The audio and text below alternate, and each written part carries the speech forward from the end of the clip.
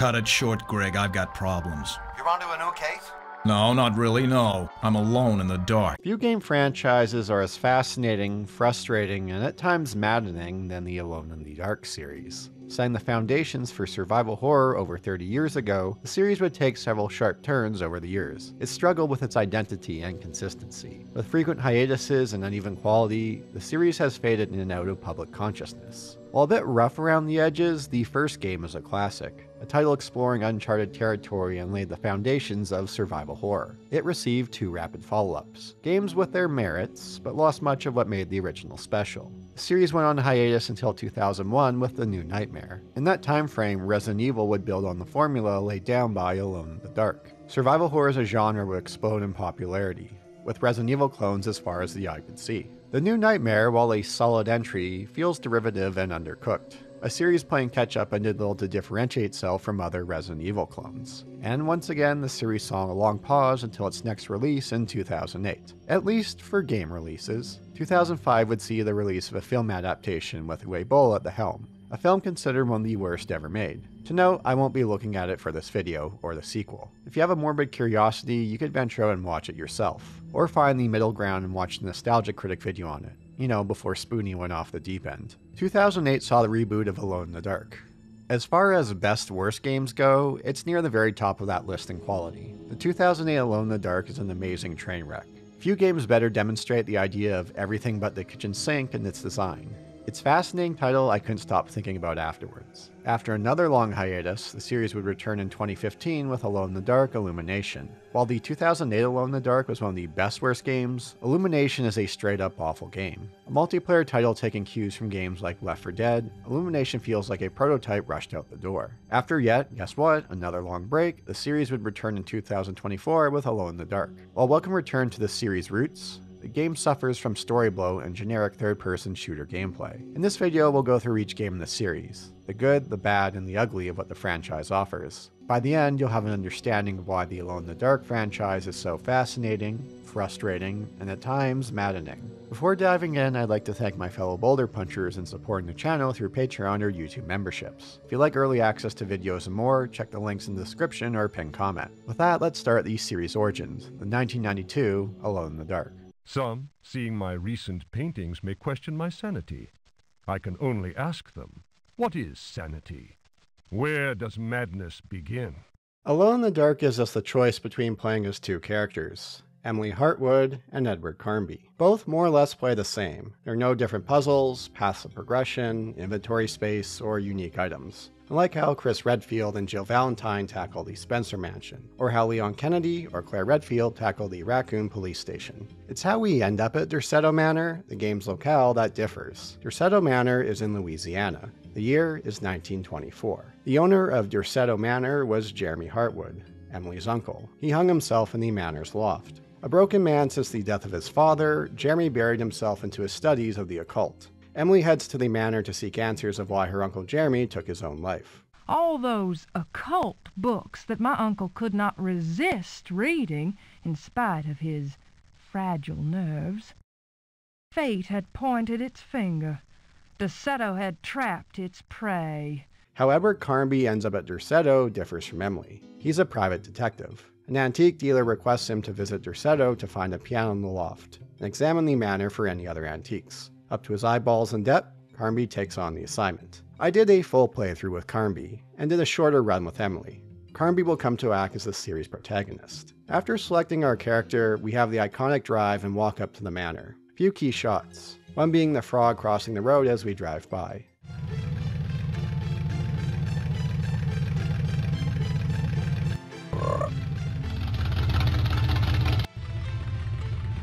Next is the walk up to the manor. A lone light at the top of the manor emits from the window. The camera switches to the perspective from the window, a shot the series will use over and over to diminishing returns. 2 grisly hands in frame.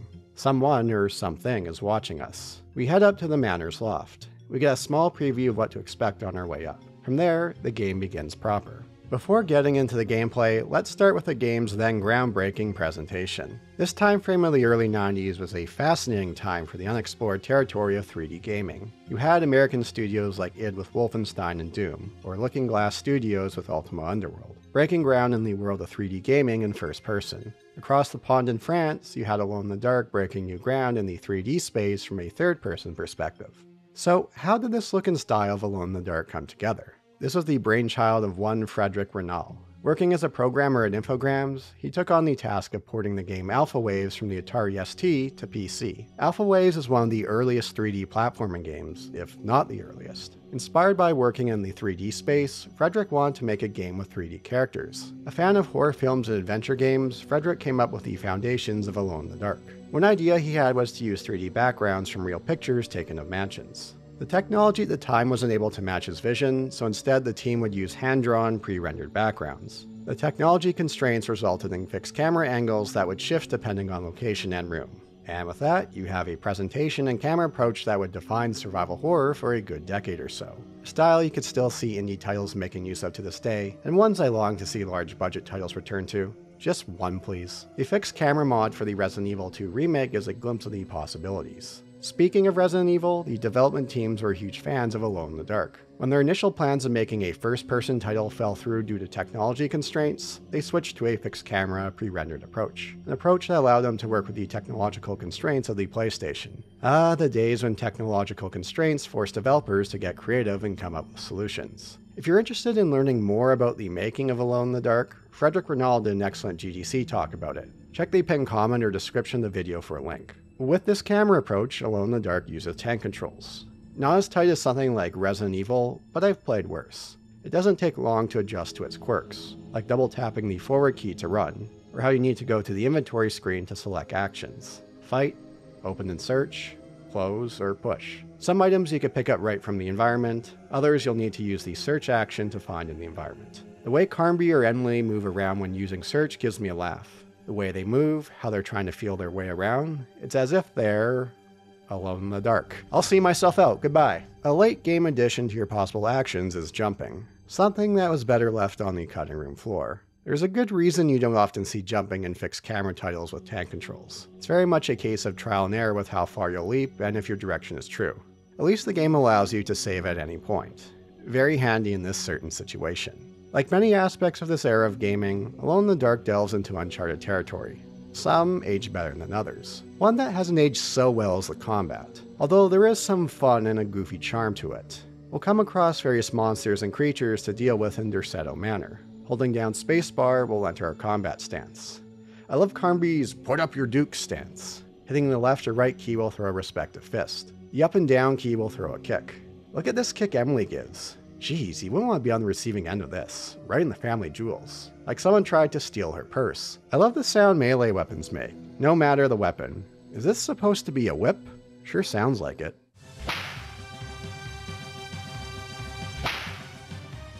The key to victory is to get that first hit in when an enemy approaches.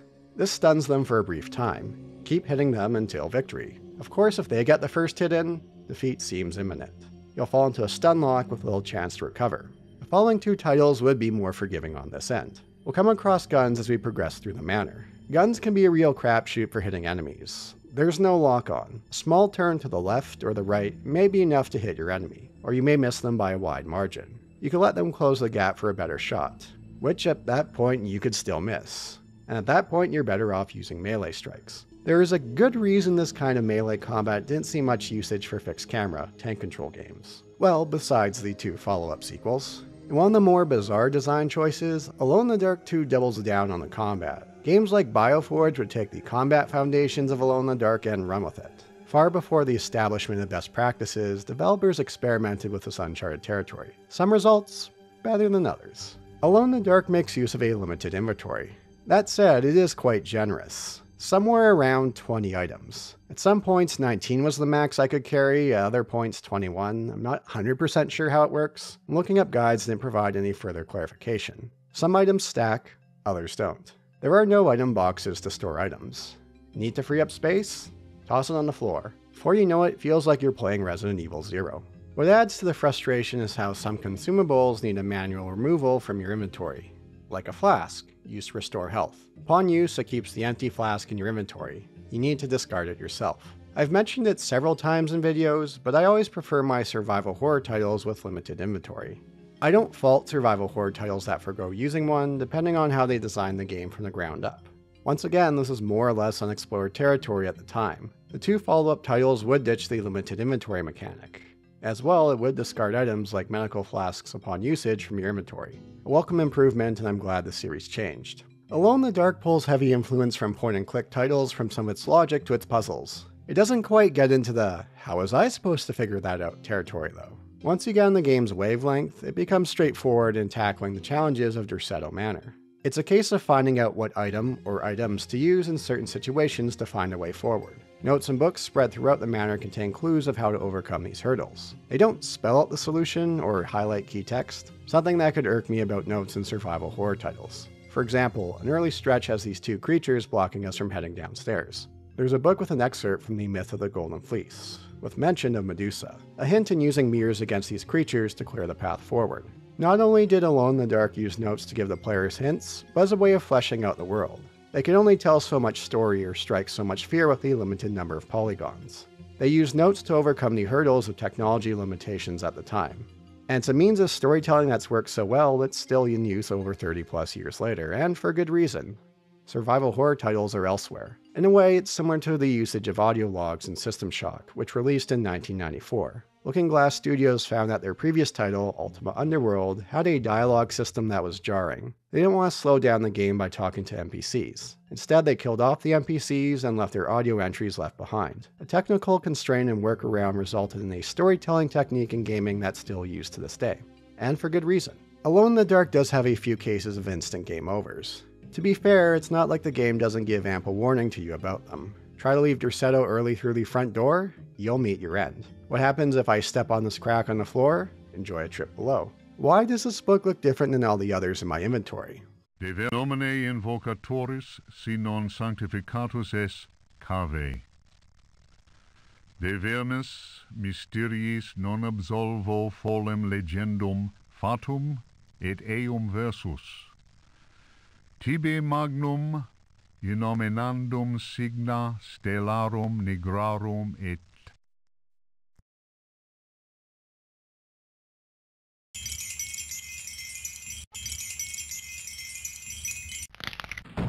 To note this book, it's De Vermis Mysteriis, a part of the Cthulhu mythos. There are several ties to the works of H.P. Lovecraft within. You have mention of the Necronomicon, the Deep Ones, and other figures from his works. Infogrames had talks with Chaosium, the owner of the Call of Cthulhu license. Chaosium would refuse the license, which would have turned Alone in the Dark into an official title under that umbrella. The refusal came as a relief to the team, as they didn't want to add in RPG elements and deal with character sheets. Instead, they pulled elements of Lovecraft's work to flesh out the world they created. So, what happened here at Derceto before we arrived? Why did Jeremy Hartwood, its owner and uncle of Emily, hang himself? Derceto has a dark past, long before the Hartwoods came to the manor. Through notes, we learn that Elijah Pickford had Derceto built in the early 18th century. This was not his real identity. Elijah was Ezekiel Prext, a notorious pirate knowledgeable in black magic. Knowledge spanning from witchcraft to voodoo to Cthulhu cults. Underneath the manor, he had a complex maze of underground passages to conduct rituals. During the Civil War, Union soldiers came across Derceto. Planning to use the Union soldiers in his rituals, their captain shot Ezekiel and torched the manor. Ezekiel's servants were able to save him, infusing his soul into a tree underneath Derceto. About a decade later, Jeremy Hartwood's father, Howard Hartwood, bought and restored Derceto Manor. Ezekiel sought a body for his soul to inhabit. Howard was his target. Through dreams, he attempted to guide Howard below into the underground passages of Derceto. Something that took years. Howard would die choking on his own blood from biting off his own tongue. A last act of defiance as Ezekiel tried to take over his body. Jeremy would begin to have these same nightmares as his father. An appearance of a spirit that he referred to as the Dark Man, that being Ezekiel. Jeremy would bury himself in the books of the occult at Derceto to find a way to put an end to this. Ezekiel was able to summon up creatures and undead slaves to bring Jeremy to him. Jeremy would make the discovery that Ezekiel saw his body as a vessel for his soul. Jeremy did not give him the opportunity and hung himself. We can see the results of Ezekiel's soul possessing a body during a game over. We are the next target.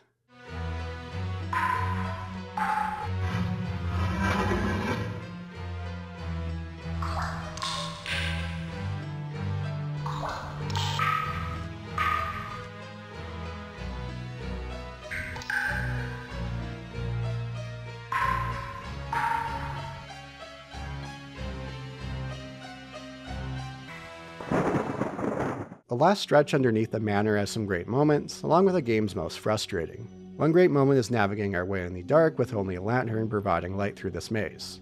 The pulled back camera and lack of light build up tension before we come face to tree with Ezekiel. As great as the camera is during the maze, there's a stretch before where its pulled back nature is not. Navigating across these platforms becomes a trial and error affair. Are these platforms connected, or is a jump required? It's once we reach the underground passages that the jump action become available, which, as mentioned earlier, was one better left on the cutting room floor. Very much a case of saving before attempting your jump, and reloading upon failure. Using a talisman and torching the tree, it's time to escape your Seto.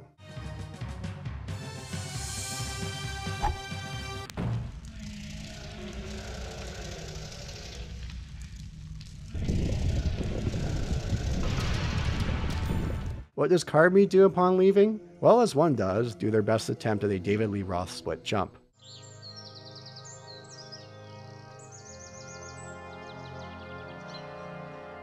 It's a decent attempt. I'm sure those pants don't help. He doesn't quite have the flexibility of Diamond Dave, but with a bit of work he could get there. Emily does a praise the Lord kind of reaction. Can I get an amen? We get a lift and Carby or Emily head off to safety. Or do they?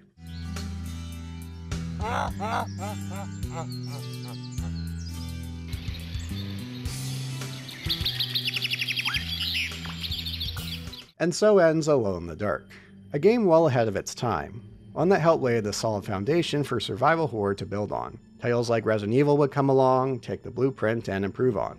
Playing it now, it's a bit on the primitive side. It hasn't aged as well as the original Resident Evil. That said, it's by no means unplayable. It's a title from an era of unexplored territory. There were some growing pains, but they got so much right the first time around. Released in late 1992, the game was a hit on both sales and critical reception. Infogrames would start work on a sequel right away. Although first, there was a small little pit stop, that being Jak in the Dark. A small promotional game used to bridge the gap between the first game and the second. An odd mixture of Christmas and Halloween. In Jak in the Dark, we play as Grace Saunders, an 8-year-old girl out in the town enjoying Halloween. She comes across a toy store that looks intriguing and enters, but follows as a short little excursion amongst this toy store. Despite being a promotional title for Christmas of 1993, there is a lot of love and care put into this toy store. You can tell the team had a lot of fun putting this together after the success of the first game. There's no combat. Instead, we'll have to use our environment to deal with some of these mischievous toys, like using an oil lamp to trip this puppet up, or playing a marching drum to get some of these stray toys to head inside a toy chest. And why is Santa locked up in the back? What's going on here? To free him, we need to use a vanity mirror on this Jack-in-the-Box. You have to get your timing right, else Grace ends up locked in the back with Santa. And off Santa goes into the night, with only 4 reindeer. I guess the others are prepping for Christmas. Upon completion, we'll get a few screenshots of the then upcoming Alone in the Dark 2. But what's with all these enemies toting guns? What's with the pirate ship? What kind of direction are they taking the sequel? Well, they took it in a direction that's far different than the first game. Alone in the Dark 2 kicks off on December 22nd, 1924, a few months after the first game. Hell's Kitchen. No, not the one in Manhattan. Hell's Kitchen in California. No, not the Gordon Ramsay restaurant. A man emerges from a hedge maze heading towards a well-guarded building. He has some pretty impressive climbing skills. This is Ted Stryker, a friend of Edward Carnby. He's here to rescue Grace Saunders, the protagonist of Jak in the Dark. She's held captive here by One-Eyed Jack. While he finds Grace, Stryker himself meets his end. Ted sends out a telegram to Carnby about finding Grace. Heading ahead 2 days later to Christmas Eve 1924, Carnby arrives at Hell's Kitchen. He's the game's protagonist. Emily is nowhere to be found. While there is no character select this time around, Carnby won't be the only character we play as. He makes a not-so-discreet entrance.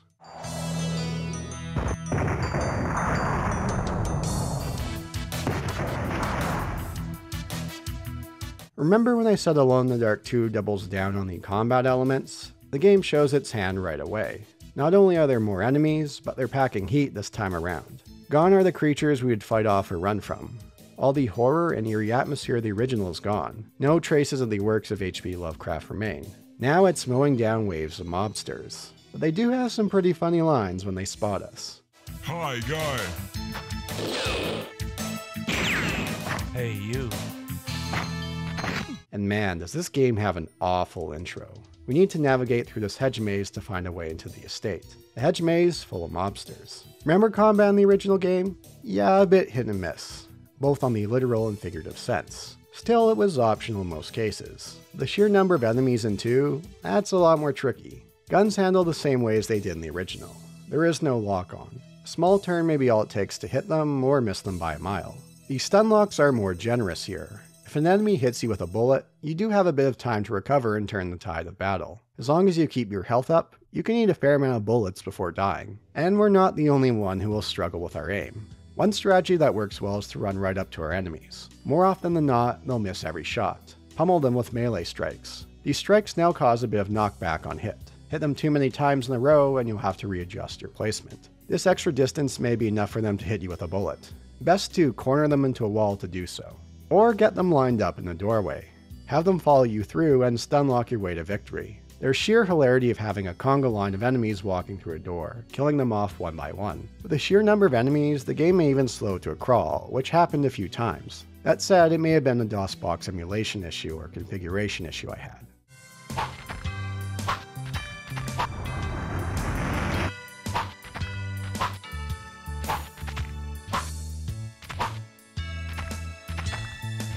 Not only do you want to kill all these foes, in some cases you'll need to.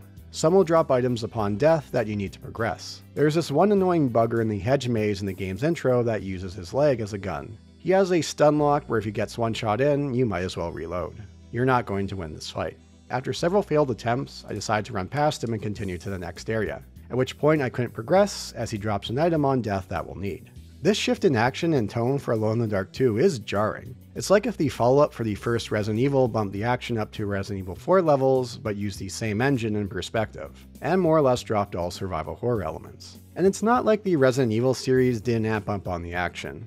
Look how much more emphasis on action was in 2 and 3. Still, they kept the core, tone, and feel intact. So, why the major change? Alone in the Dark 2 saw a major turnover in key staff, one being Frederick Renault, the director of the first game. He did plan on working on a sequel that would have been similar vein of the original, with an expansion in scope and ambition. It's unfortunate that Frederick clashed with management at Infogrames. He felt they were unappreciative of his contributions from a formal and financial perspective. Along with Frederick, the art and sound team left the project. Frederick would go on to venture on his own path, forming Adeline Software. Frederick was very hands-on for his work on the first game, involved in all high and low level decisions, from programming and direction. As a result, the remaining team and new hires scrambled together a sequel in about a year's time. Yet, despite all this, there is a certain charm to Alone in the Dark 2. Does it lose most of what made the original special? Yes.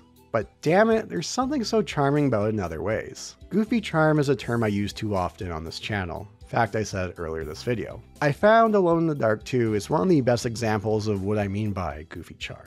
These mobsters?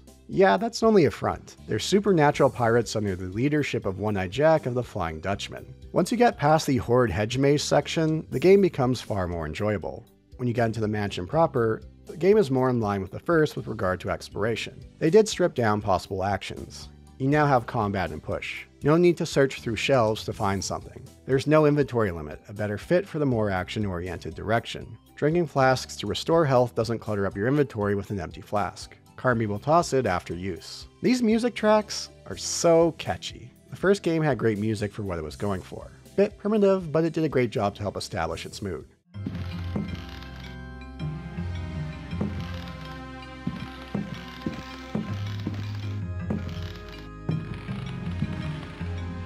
The same goes for Alone in the Dark 2, but in a different way, especially as you progress further into Hell's Kitchen. They nail the pirate feel of these tracks, one stuck in my head for days after.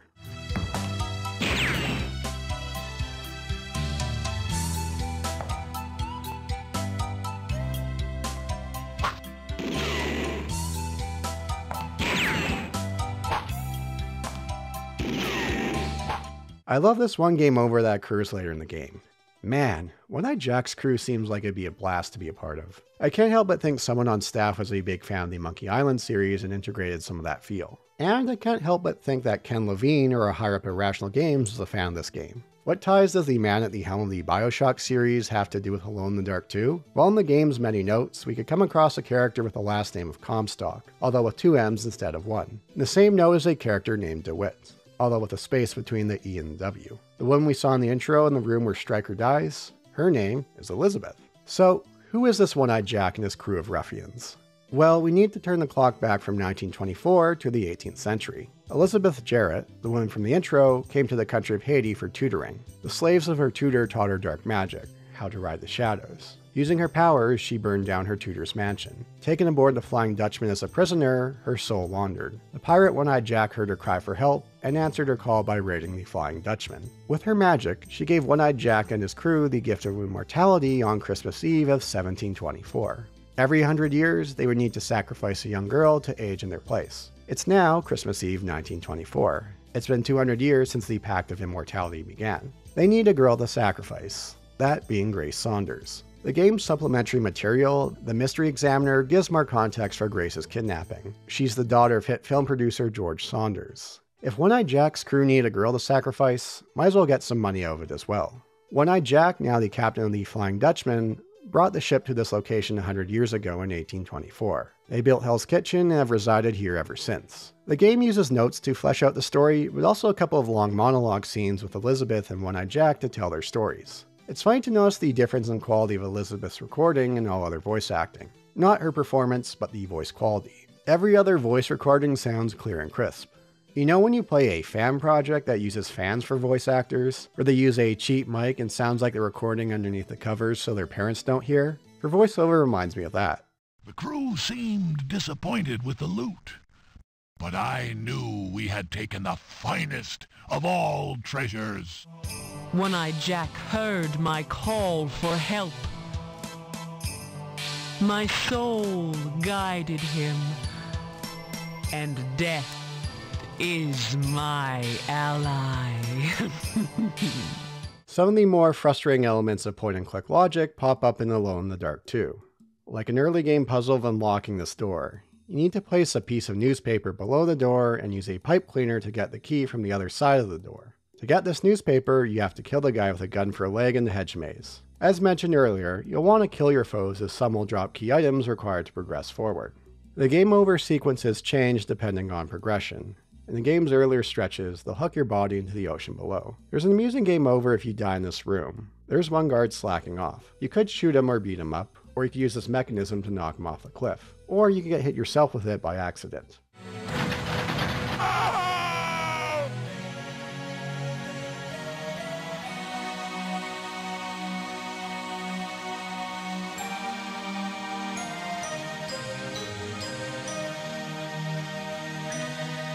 Going with the Christmas theme, this game does take place on Christmas Eve of 1924. You can find a Santa suit, one which you'll want to put on. Else this little chef, one who reminds me of Toad from the Mario series, will cry for help. At which point you'll face a conga line of pirates who will mow you down and bring the game to a crawl with their sheer numbers.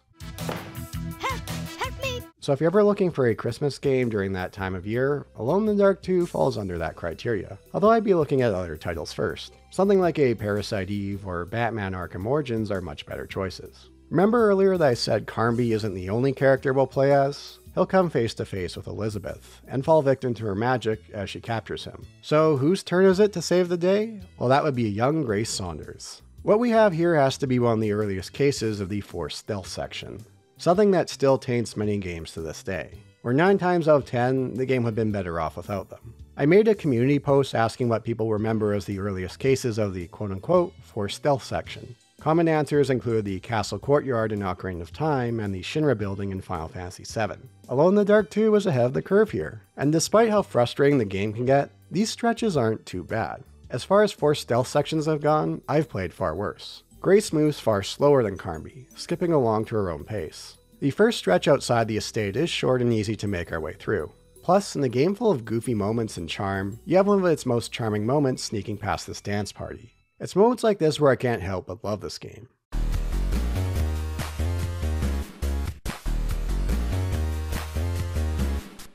After a short stretch, the pirates capture Grace and take her to the Flying Dutchman. We'll find Carnby locked up.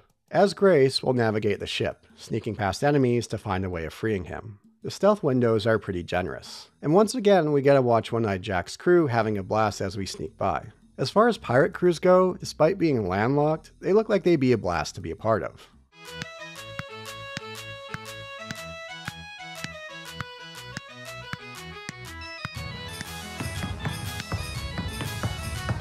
This stretch as Grace has one of the more odd item combination puzzles I've come across. one that's straight out of the most frustrating of point-and-click titles. We need to get out of a room, but there's a guard outside. To solve this conundrum, you must first put down this tiny cannon we found in the room. Then you load it up with pepper from a pepper grinder. To get the guard's attention, we throw a glass vase at the door. When he opens the door, use the tinder to set off the cannon to kill him. Reading this out, it sounds quite straightforward, like a well duh kind of solution. But it's one while playing where you have to think on the game's wavelength, where you get into some of that point-and-click logic that feels less of an epiphany and more of a how was I supposed to figure that out kind of moment. And while these little chefs will capture Grace, she now has the key to Carnby's chains. At which point we switch back to playing as Carnby. No more need for stealth. Now we could get our revenge on these pirates. Something that's oh so satisfying after dealing with the trial and error fare of the forced stealth section.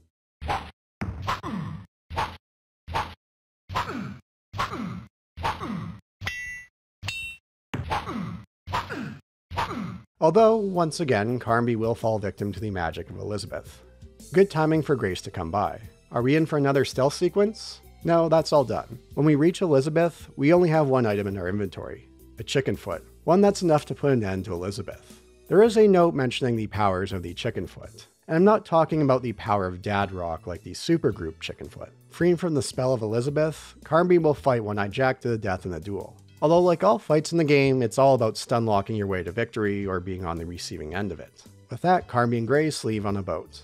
Grace looking back at the player and waving at us. Although with the low polygon count, there seems to be a bit of a smirk on her face. As well, her wave looks to change at giving us the finger, as if saying thanks for getting your way through this frustrating game. Alone in the Dark 2 strips away so much of the core that made the original work. The shifting tone, the strong emphasis on action, the lack of atmosphere, but I can't help but love its absurd nature. Fighting off waves of mobsters that turned out to be supernatural pirates, music I couldn't get out of my head for days afterwards. There's something about this setting, despite a near abandonment of what made the original work, that I can't help but love. By no means is it better than the original, not even close, or even what I call a good game, but it sure is memorable.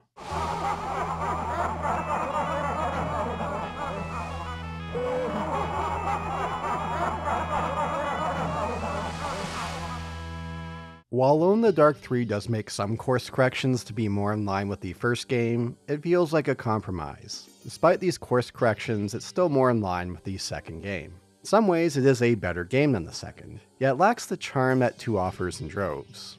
While it has its moments, it's not as memorable as the second game. Edward Carnby once again returns as the sole protagonist of Alone in the Dark 3. It's July 2nd, 1925. A few months after the events of the prior game. We begin in Carnby's office in San Fran. Despite the success of the last 2 investigations, Carnby seems to still have money issues. Greg Saunders, the father of Grace Saunders and film producer, has another task for Carnby. You're onto a new case?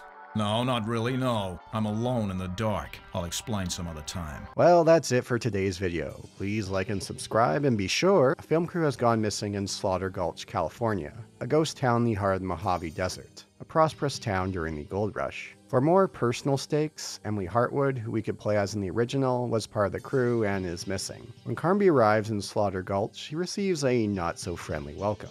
We also get a shot from a window above, an unknown presence watching us, evoking the shot from the original game of us approaching Derceto.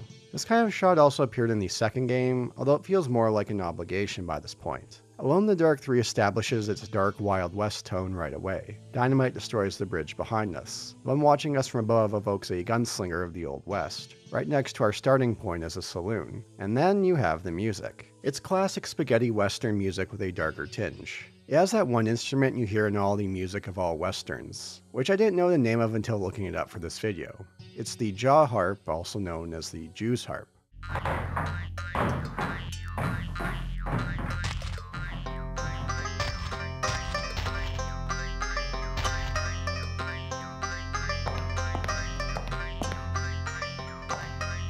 While it still has some absurd and amusing situations like the second game, Alone in the Dark 3 is more in line with the darker tone of the original. A foreboding feeling is in the air. The game does dial back on combat, and puts more emphasis on puzzle solving. Alone in the Dark 3 does get some leeway from me on using this dark Wild West setting. The Wild West as a game setting is one I'm still surprised receives such little usage. Alone 3 does create new frustrations that didn't exist in the prior two games. The search functionality returns from the original. Some items we could pick up by moving over them. Others need us to search shelves or tabletops to pick up. The timing on these searches is inconsistent. It may turn out that there is an item on the shelf, but Carnby will sure take his sweet time in trying to find it, to the point where I'm wondering if anything is there. Another returning action is the jump function, something that I was happy to see removed in the second game. Here it's back with a vengeance. It only receives usage in one area, and good lord did I die many times here. Like the original, it's a real crapshoot in lining up your direction and distance. All it takes is being off by a tiny margin, and it's goodbye Carnby. I swear I died more often here than my attempts at fighting a pre-nerfed Radon in the Elden Ring DLC. This is all in good fun of course, as I was in hysterical laughter at my many attempts at this section.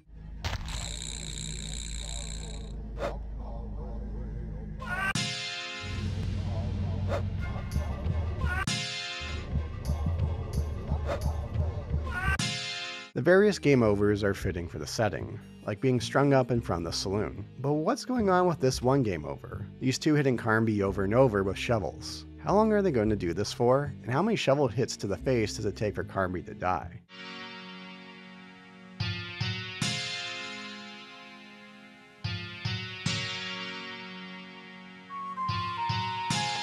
And despite the darker tone, there is still plenty of hilarity to be had in Alone 3 beyond the jumping section, like knocking these guys down a hole during combat. In the game's end stretch, you need to drink a potion to shrink down to progress forward. The voice acting dials up on the silliness by several notches compared to the prior two titles. The Ziegler Watch by Z. Ziegler, Zurich, 1913. Ziegler? There's also cases where they could have done another take or two on some of the line readings. When you are finally up there, the needle man you'll see, I'll be sticking to my bed, no shovel and pick for me. The story of Alone 3 is more vague than the past two titles. It's more in the background. There's not as much to sink our teeth into. The villain here is Judd Stone. This Abraham Lincoln lookalike has ties to past titles through his lineage. While raised an orphan, he's believed to be the son of Ezekiel Pricks, the villain in the first game, and Elizabeth Jarrett, the secondary antagonist to One-Eyed Jack in the second game. One-Eyed Jack makes an appearance from beyond the grave here. There's a grave labeled OEJ, which took me some time to figure out what to do. Oh yeah, One-Eyed Jack. Earlier on we picked up an Ace of Diamonds card, which we need to use on the grave to progress. A nice little throwback to the second game. Judd's end goal is to cause the San Andreas Fault to move. He's willing to hand over Emily to us in exchange for a couple of items. Emily for the case and the key! Midnight at the water tank! Judd Stone! Stone double-crosses us during this handover and kills Carnby, but his soul lives on, and takes the form of a cougar for a time. There are ancient spirits in the lands of Slaughter Gulch. We come across a Navajo in our travels.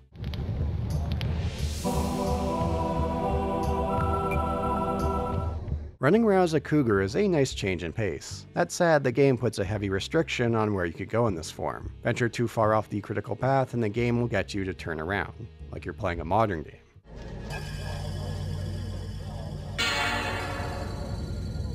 Still, it's a nice little stretch, and Carnby emerging from his grave is a great moment.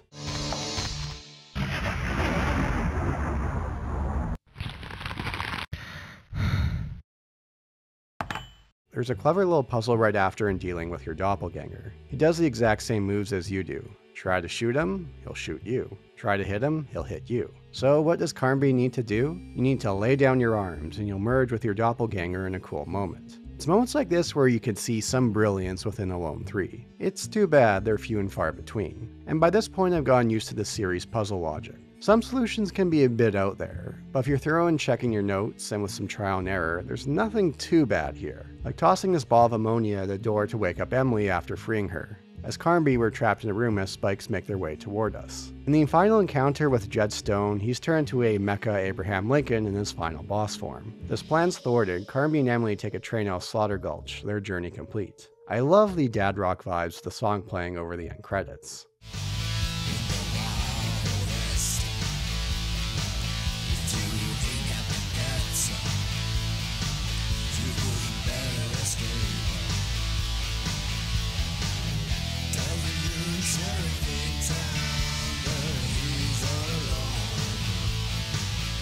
So while it does correct some of the issues that plague the second title, the third Alone in the Dark game does lack the second game's charms. And even then, the Lovecraftian elements present in the original are still missing. It was a downward trajectory from the first game, diminishing returns as time went on.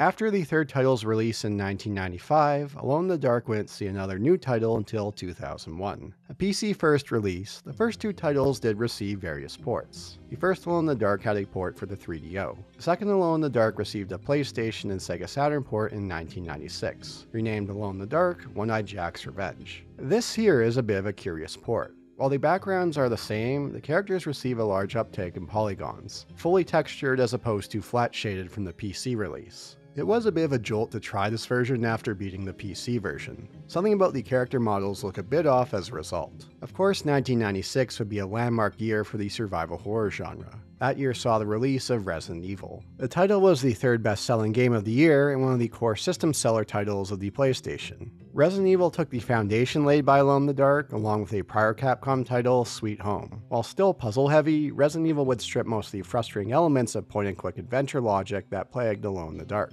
Resident Evil delivered a tighter gameplay experience, with laser-like focus on resource management. The end result is one of the greatest games ever made. Like Alone in the Dark, Resident Evil would produce sequels in rapid succession. Unlike Alone in the Dark, the sequels would maintain a level of quality and not take drastic shifts in tone. Sure, they could get more action-heavy and could get quite silly or sillier, but there was still a through line with the series. Resident Evil 2, which you could make a strong argument for being the better game than the original, released in early 1998. Resident Evil 3 released in fall of 1999, Code Veronica in early 2000, along with the first spin-off of the series, Resident Evil Survivor. No, this is me. I am Vincent.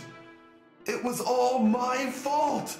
Many tried to cash in on the success of Resident Evil. You saw many Resident Evil clones pop up during this time frame, of varying levels of quality, each with their own odd quirks to the formula, most notable being the Silent Hill series, which took a psychological horror approach to the formula. So what was Infogram doing this entire time? Why weren't they cashing in on the survival horror craze? Why weren't they giving Alone in the Dark another go? It is possible that there were internal projects that never saw the light of day related to the series, but I couldn't find any information on it. It wasn't until a then new studio, Darkworks, came along that got the project rolling. A studio whose work I've covered in the past with their 2005 title, Cold Fear. In mid-1998, they pitched their game 1906 to Infogrames. While Infogrames would pass on 1906, they found Darkworks' demo impressive. As a result, as a demo, they gave Darkworks the reign on the next title in the Alone in the Dark series. Still, waiting until about mid-1998 or so to greenlight another Alone in the Dark title seems like quite the wait. You think after the success of Resident Evil in the spring of 1996, Infogrames would jump at something right away. One possible reason for the delay may have been Infogrames' preoccupation with their acquisition spree. Their goal was to become the largest game publisher in the world. For a time, they were only second to Electronic Arts as the world's largest game publisher. They spent hundreds of millions on acquisitions of various companies over several years. One notable acquisition was Hasbro, which included the Atari brand. In May of 2003, Infogrames would rebrand themselves as Atari. Their whole ordeal of acquisitions is quite fascinating, if confusing to follow. Check their Wikipedia page if you want to go down the rabbit hole that is Infogrames. There are as many sharp turns with Infogrames as there are with the Alone in the Dark series. And with that, let's return to the series itself. It would return in 2001 with the new Nighmare. Besides the original game, it's the best in the series. It's got an intriguing story that's fun to unfold. It's got some fantastic atmosphere with some excellent environmental designs and backgrounds. Unlike the first game, the two playable characters have their own unique campaigns. That said, it's very much a title that's playing catch-up to what titles like Resident Evil were doing. While the two campaigns are welcome, they don't blend quite together in a way that feels satisfying. It's evident the game needed several more months in development to come together. Sure, you could say that about all games, but it sticks out like a sore thumb in the new Nighmare. While it was a return to form, it still falls short of what other similar games are doing at the time. No. The new Nighmare takes the timeline to the present day. Well, the present day of the game's release in 2001. It's Halloween. This is a new timeline, a reboot. Edward Carnby returns. According to the manual, he was born early 1968, making him 33 here. This first shot of him gives a flair of the late 90s, early 2000s edge, as if he may come across as a cold, brooding, or a bit of an anti-hero.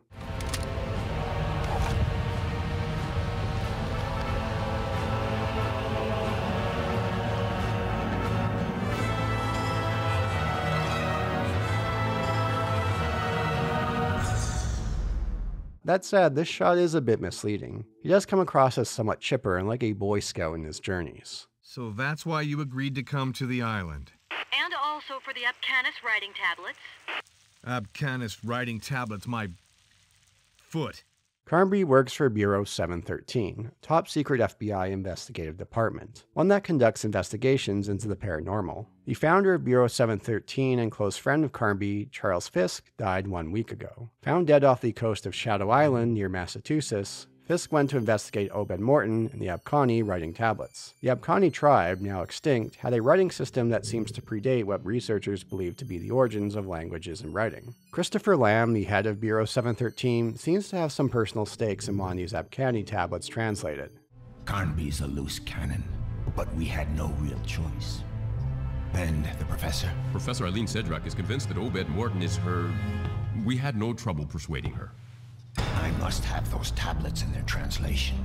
Is that clear, Johnson? Perfectly, sir. Heading to Shadow Island with Carnby is Eileen Sedrak, a brilliant young ethnology professor at Boston University with extensive knowledge in ancient Indian languages. She has a great interest in the Abkhani tribe and their language. She has great respect for Obed Morton's research on the Abkhani tribe, but she also has personal reasons for coming to Shadow Island. She believes Obed Morton to be her father. For Carnby, he sees Obed Morton as the lead suspect as the murderer of his close friend Charles Fisk. On the plane ride in, unknown forces start to wreak havoc on the plane. In a tailspin, Eileen and Carnby grab parachutes and leap out. They both land in different spots on Shadow Island. Eileen lands on the roof of the island's mansion. Carnby ends up in the woods. From here, we could choose who we want to play as between the two. Both will have campaigns that overlap at points as they make their way through Shadow Island. To get the full story, you'll need to play as both characters. The game has Carnby selected by default, pushing the player to play him first. How their campaigns play out, this is the best course of action. I find the descriptions here somewhat amusing. The characteristic for Carnby is him owning a double-barrel gun. For Eileen, father unknown is the listed characteristic. For weapons, she does come equipped with ballistics, most notable after she loses her jacket. I want you to tell me what's going on. I don't know yet, but I do love your new outfit. Makes you look less, you know...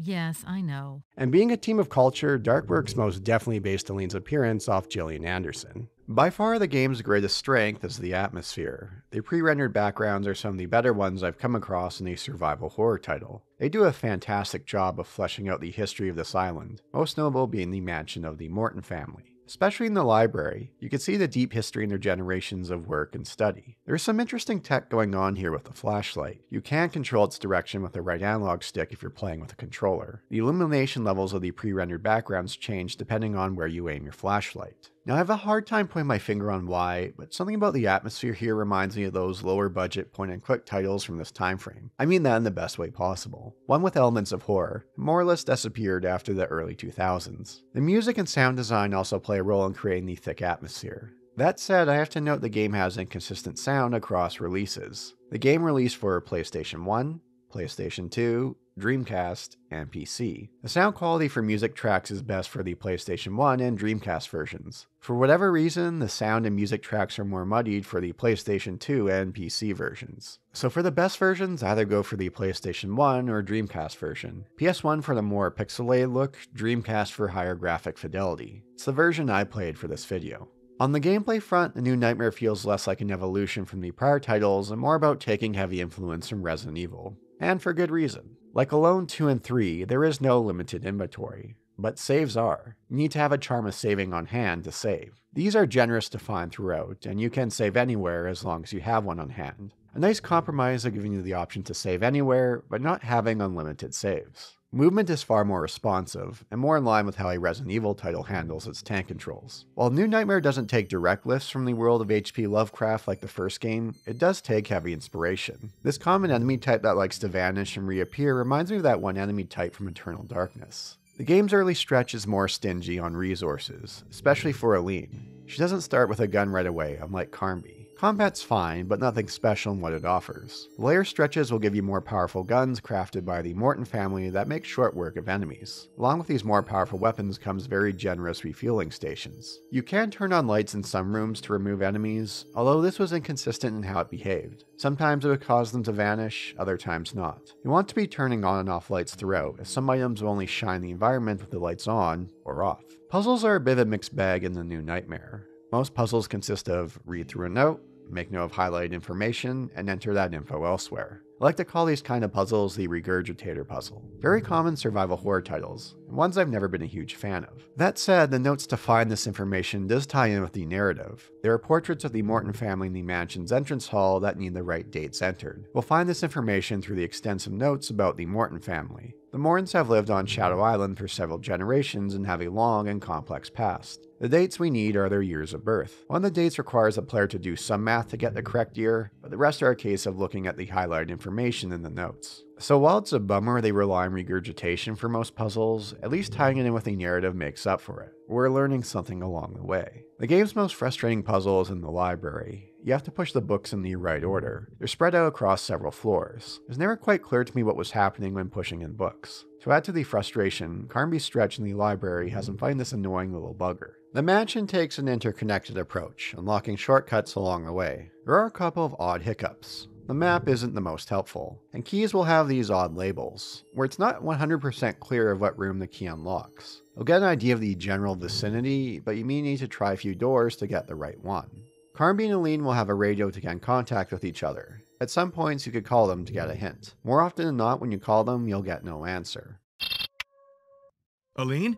The game will have scenes throughout where the other will call us and play out as a cutscene. While the two unique campaigns are welcome, there still are some issues in how they play out. They take different paths through the mansion, which is great. The middle stretches have them visit their own unique areas. Carnby into the underground labs, Aline to a fort on the island. Playing as Carnby first, there's a lot of intrigue of what was going on in Eileen's journey. There's a bit where Carnby comes across a Stonehenge-like setup, and needs Aline's help through the radio to solve the puzzle. I was curious to see what we need to do on Aline's end to give Carnby the answer he needs. Well, this doesn't play out the same way in her campaign. She gives him the information he needs in a cutscene. There's also a bit that doesn't come up at all in Aline's campaign unless I missed it. Carnby ends up alone in the dark in one of the island's laboratories. Through the radio, Aline is able to guide him through what he needs to do. When I got to Aline's campaign, I thought it'd be more puzzle heavy. It is to an extent, but not as much as I thought. There are stretches throughout Aline's campaign where it's clear they rushed the game out the door. Instead of backtracking to past locations, Aline will warp around, fade out, and end up somewhere else far away. As if they designed themselves into a corner with how our campaign plays out, and with limited time took some shortcuts.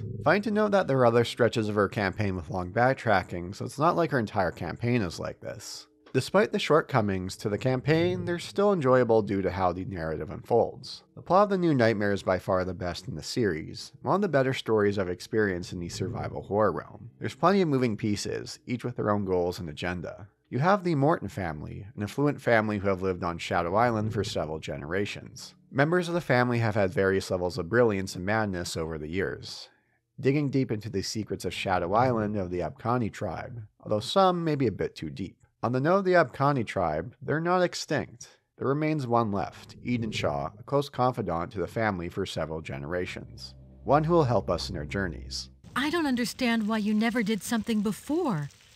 You could have prevented this whole nightmare. I am but a man. You have no idea what this ritual is for me. But time is running short. I know Alan is getting ready to open the gate, and that will unleash a true flood. Through the studies of this island and the Abkhani tribe, the Morton family comes into contact with the world of darkness.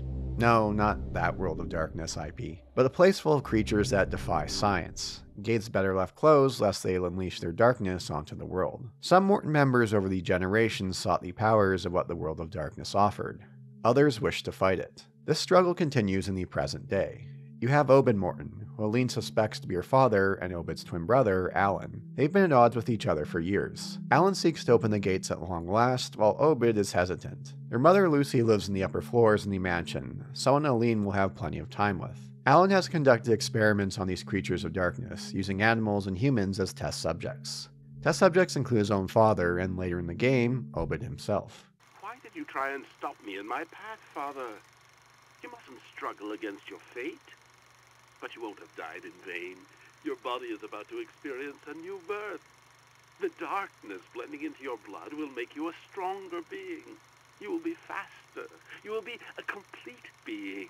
As mentioned earlier, there are no direct Lovecraft ties like the first game, but it does take heavy influence from that world. And speaking of the original, you have a character named Deserto, a nod to the Derceto Manor from the original game. He's a mysterious figure that popped up in the earlier days of the Morton family. He nudged certain members to research more into the gates and into the world of darkness. An evil presence with an unknown origin. Oh, and his first name is Judas. Yeah, that's a bit of a red flag, isn't it? Well, in Aline's campaign, we could come across this one Judas, trapped in a mirror. In exchange for his freedom, he'll give Aline the answer she seeks. Who is her father? Well, gee, do you think that's a good idea? Trusting someone named Judas? What if the name is a red herring and Judas has good intentions at heart? Well, no, he doesn't. If you do as he asks, Aline meets an early end.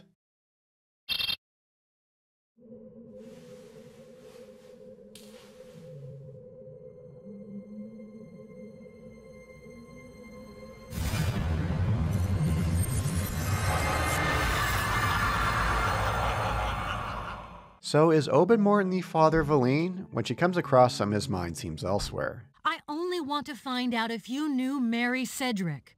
Cedric. The name reminds me of a long gone past. But I want nothing to do with memories. I must stop it. I must stop it from getting to my eyes. Well, it turns out, Obed Morton, you are not the father. This was all a ruse by the director of Bureau 713, who we saw in the intro, Christopher Lamb. They photoshopped a photo with Aline's mother and Obed Morton together. It was a ruse to get her out to Shadow Island. The identity of Aline's father remains unanswered. That said, her journey to Shadow Island does start with maybe a potential relationship in her life. At first, she's flustered beyond belief. She's angry with Carnby and way out of her league with what's going on here. I want this to stop right now. I understand. You understand? You understand? You don't understand anything. I don't know what you, Johnson, or Professor Morton want of me, but I'm asking for this nightmare to stop right now. But she does adapt to her surroundings in short order, impressing Carnby. Their talks become more personal and flirty as the game progresses. I can't understand why he didn't kill me in the manor. He probably underestimated you. As you did. I gotta admit that your courage and tenacity are a surprise to me. If the future ever lets us, I hope you'll surprise me in other ways. And what would that mean? Oh, I'm sure you must have other qualities. Surely not those you'd expect of a woman. And if you do want to take the events of the 2005 film into consideration, the two do become a couple. But yeah, let's not go down that road. So what stakes does Bureau 713 director Christopher Lamb have in the dealings of Shadow Island? He gave unlimited funding to Obed Morton to do further research into the gate and the world of darkness. He has a personal interest in the translations of the Akani tablets. Turns out this isn't the only gate to the world of darkness. He's found a couple of others. Johnson, the other FBI agent that Lamb was talking to in the game's intro, is actually a double agent. He's trying to figure out what Lamb is up to. Lamb sent Aline and Carnby to Shadow Island to kill two birds with one stone, two individuals who could pose a threat to Lamb's plans. Of course, things don't go as planned, and Aline and Carnby live to fight another day. Destiny and fate have played a role in bringing everyone to the island on this very date of Halloween 2001. Alan Morton at long last opens up the gates to the world of darkness, at which point we'll enter as Carnby or Aline. Bonadza ternas guru helie zair hekatonkires. Some of the game's best, most awe-inspiring backgrounds are found here. It's clear the team put a lot of time, effort, and love into them. It's also obvious that they are running out of time. More or less, we move from room to room, mowing down the creatures of darkness. We're given a couple more weapons that make short work of enemies. There's plenty of refueling stations throughout, so there's little need to worry about ammo. Kinda defeats the purpose of this area feeling like a threat if we're able to mow down these enemies in short order. There is a bit in Aline's campaign where this area slows down, and we do some puzzle solving. But it's the same case of regurgitation puzzles the game's been so reliant on. We'll deal with Alan and Obed Morton within the world of darkness. Obed Morton, despite now a creature of darkness, sacrifices himself so that we can get away. With the help of Edenshaw, Carnby and Aline destroy the gate on Shadow Island to the world of darkness. And one of the more puzzling situations, Aline gets her jacket back while escaping the island in the final cutscene. Huh. I was curious to see if playing her campaign would give an answer to this, but no. One of the many unanswered questions. Because there are plenty of questions left up in the air, perfect sequel bait, like Bureau 713 director knowing the location of two other gates to the world of darkness. Along with that, he now has the Abkhani tablets translated to open them. Shadow Island was situated precisely on the crest of a minor fault line. His fault line suddenly spread by a dozen or so meters, and the island literally sank. Miss Wallace, you can send Fishburne his nice little reward. I have to note how great the credit song is. I was thinking to myself, you know, the drumming in this song reminds me of Stuart Copeland from The Police. And lo and behold, he composed the closing track.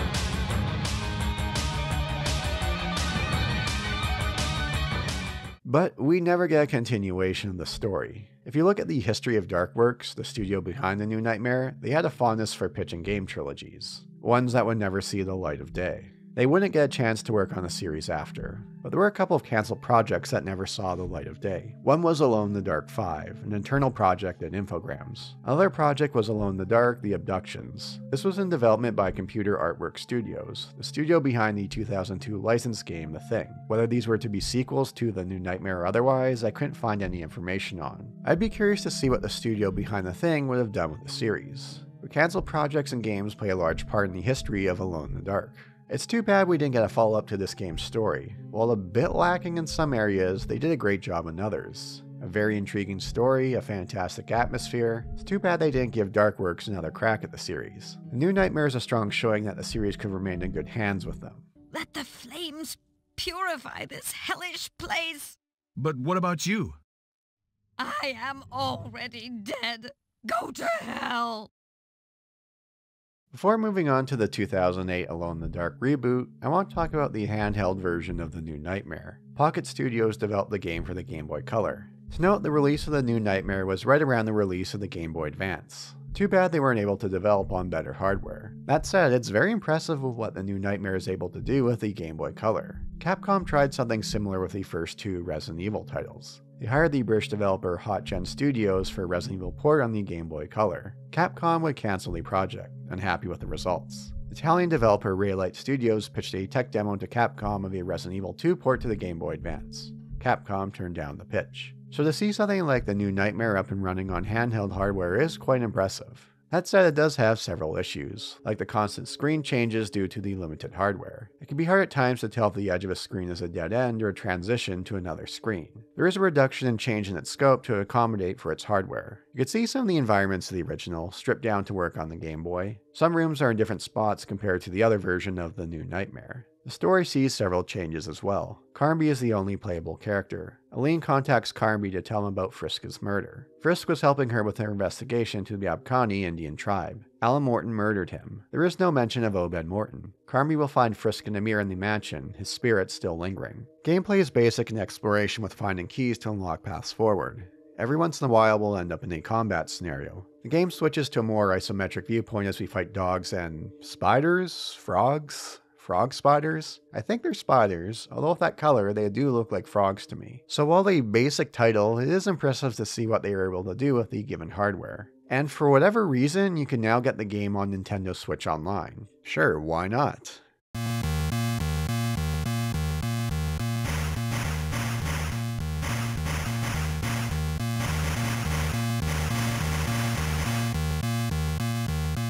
As mentioned in the intro of this video, the series wouldn't see another game release until 2008. You had the 2005 Uwe Boll film, but again, less said about that, the better. Eden Games, a studio under the Infogrames umbrella, would helm the 2008 reboot. Most of their work prior were racing games. And the end result? The 2008 Alone in the Dark reboot is one of gaming's greatest train wrecks. You'll have glimpses of sheer brilliance before the game trips over itself. It's like any idea they came up with in development made its way into the final product. Scope creep? What's that? Its ambitions overflow the package. A game held together by double-sided tape in more ways than one. It's one of those games you never see made these days. And while it's not what I call a good game, it sure is fascinating. I couldn't stop thinking about it. For the most part, it's memorable for the wrong reasons. But then you have these brief glimpses where everything comes together. Even if but a fleeting moment, but what a moment it is. There's few games out there like it, and that does make up for its many, many shortcomings. I do recommend everyone give it at least one try to see what it's all about. I'm playing the PC version here. There is a PS3 version that did make some improvements to the experience. With a patch download off PC Gaming Wiki, I had next to zero issues in getting the game running or having it crash. Hey, look on the bright side. You're in great shape for an old man. Forgive me for not laughing. My dentures would fall out. Once again, we play as Edward Carnby. It's 2008 in New York City. He awakens in a strange room, not remembering who he is. To show how odd this game gets, the second action the game makes you do after looking around is pressing a button to blink. Off the top of my head, I can't think of another game where you have a dedicated eye blink button. In the room are other men. They're beating up an old man named Paddington, one of Edward's allies that he can't remember. A man named Crowley tells one of his lackeys to take us up to the roof to kill us. Why he doesn't do so in this room, I don't know why. On the way up to the roof, an unknown force kills one of the thugs, and we're off to the races.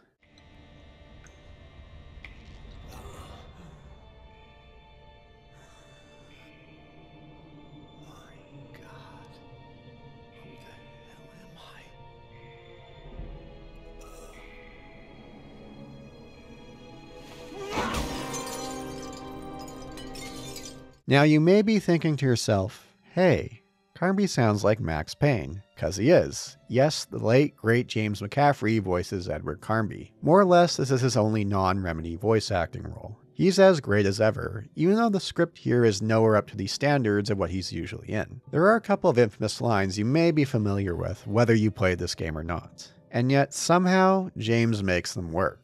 I can't imagine anyone else doing this role.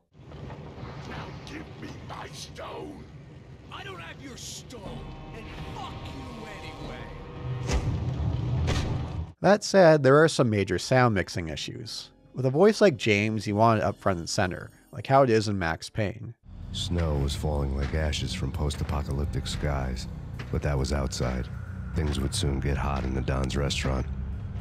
His voice, along with others, are dialed back in the mix, to the point where I had to strain to understand what was being said due to the music drowning out the voices. Doesn't help that there's no option for subtitles. Not so fast. I want some answers first. Why do you want it?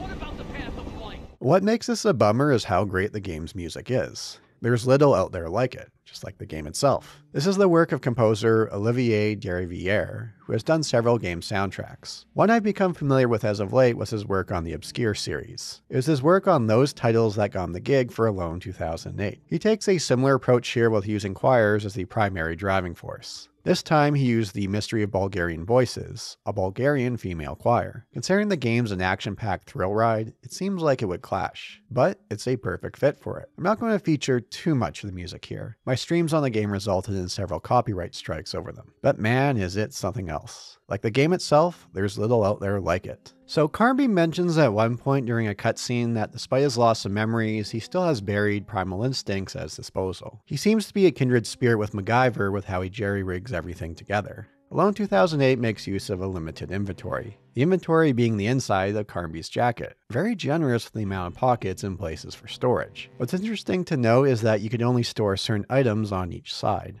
This makes inventory management a bit more involved and frustrating at points. That said, it's easy to drop an item at any point. It's what you could do with them in combination where things become interesting. We'll come across various enemy types in Alone 2008. Most common are humans.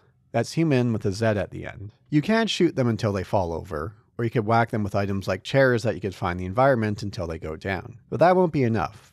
You'll need to kill them with fire. If they're down, you could drag their body into a fire source, or you can light melee items on fire from a source to take down enemies. To know about melee strikes, if you're using a controller, you control them through the right analog stick. Quite awkward to try and give them a conventional strike as a result, but there's plenty of hilarity in how they handle.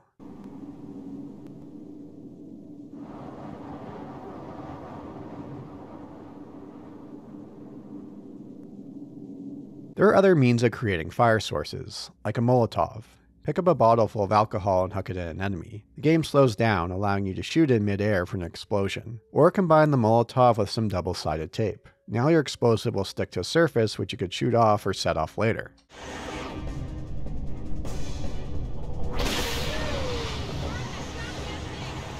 Or dip your bullets into alcohol and they turn into fire bullets somehow. I don't think that's how it works, but let's roll with it. There are certain weak points on a human's body that you'll need to target to kill them with fire bullets. How do you find these weak points? Through blinking, of course. There may be times where enemies cloud your vision with various attacks. How do you clear your eyes? By blinking, of course. You know, I would love to have been a fly on the wall during design discussions at the studio. Or dunk alcohol on the ground and use your lighter to light up a trail of fire. Or use a spray bottle along with a lighter to spray the enemy with fire. What if you're in need of healing? Take a look around your body and heal the wounds with a healing spray. If you take too much damage, you'll need to also use a bandage to close up severe wounds before time runs out. Again, there's next to nothing in Alone 2008 that takes a conventional approach to its mechanics.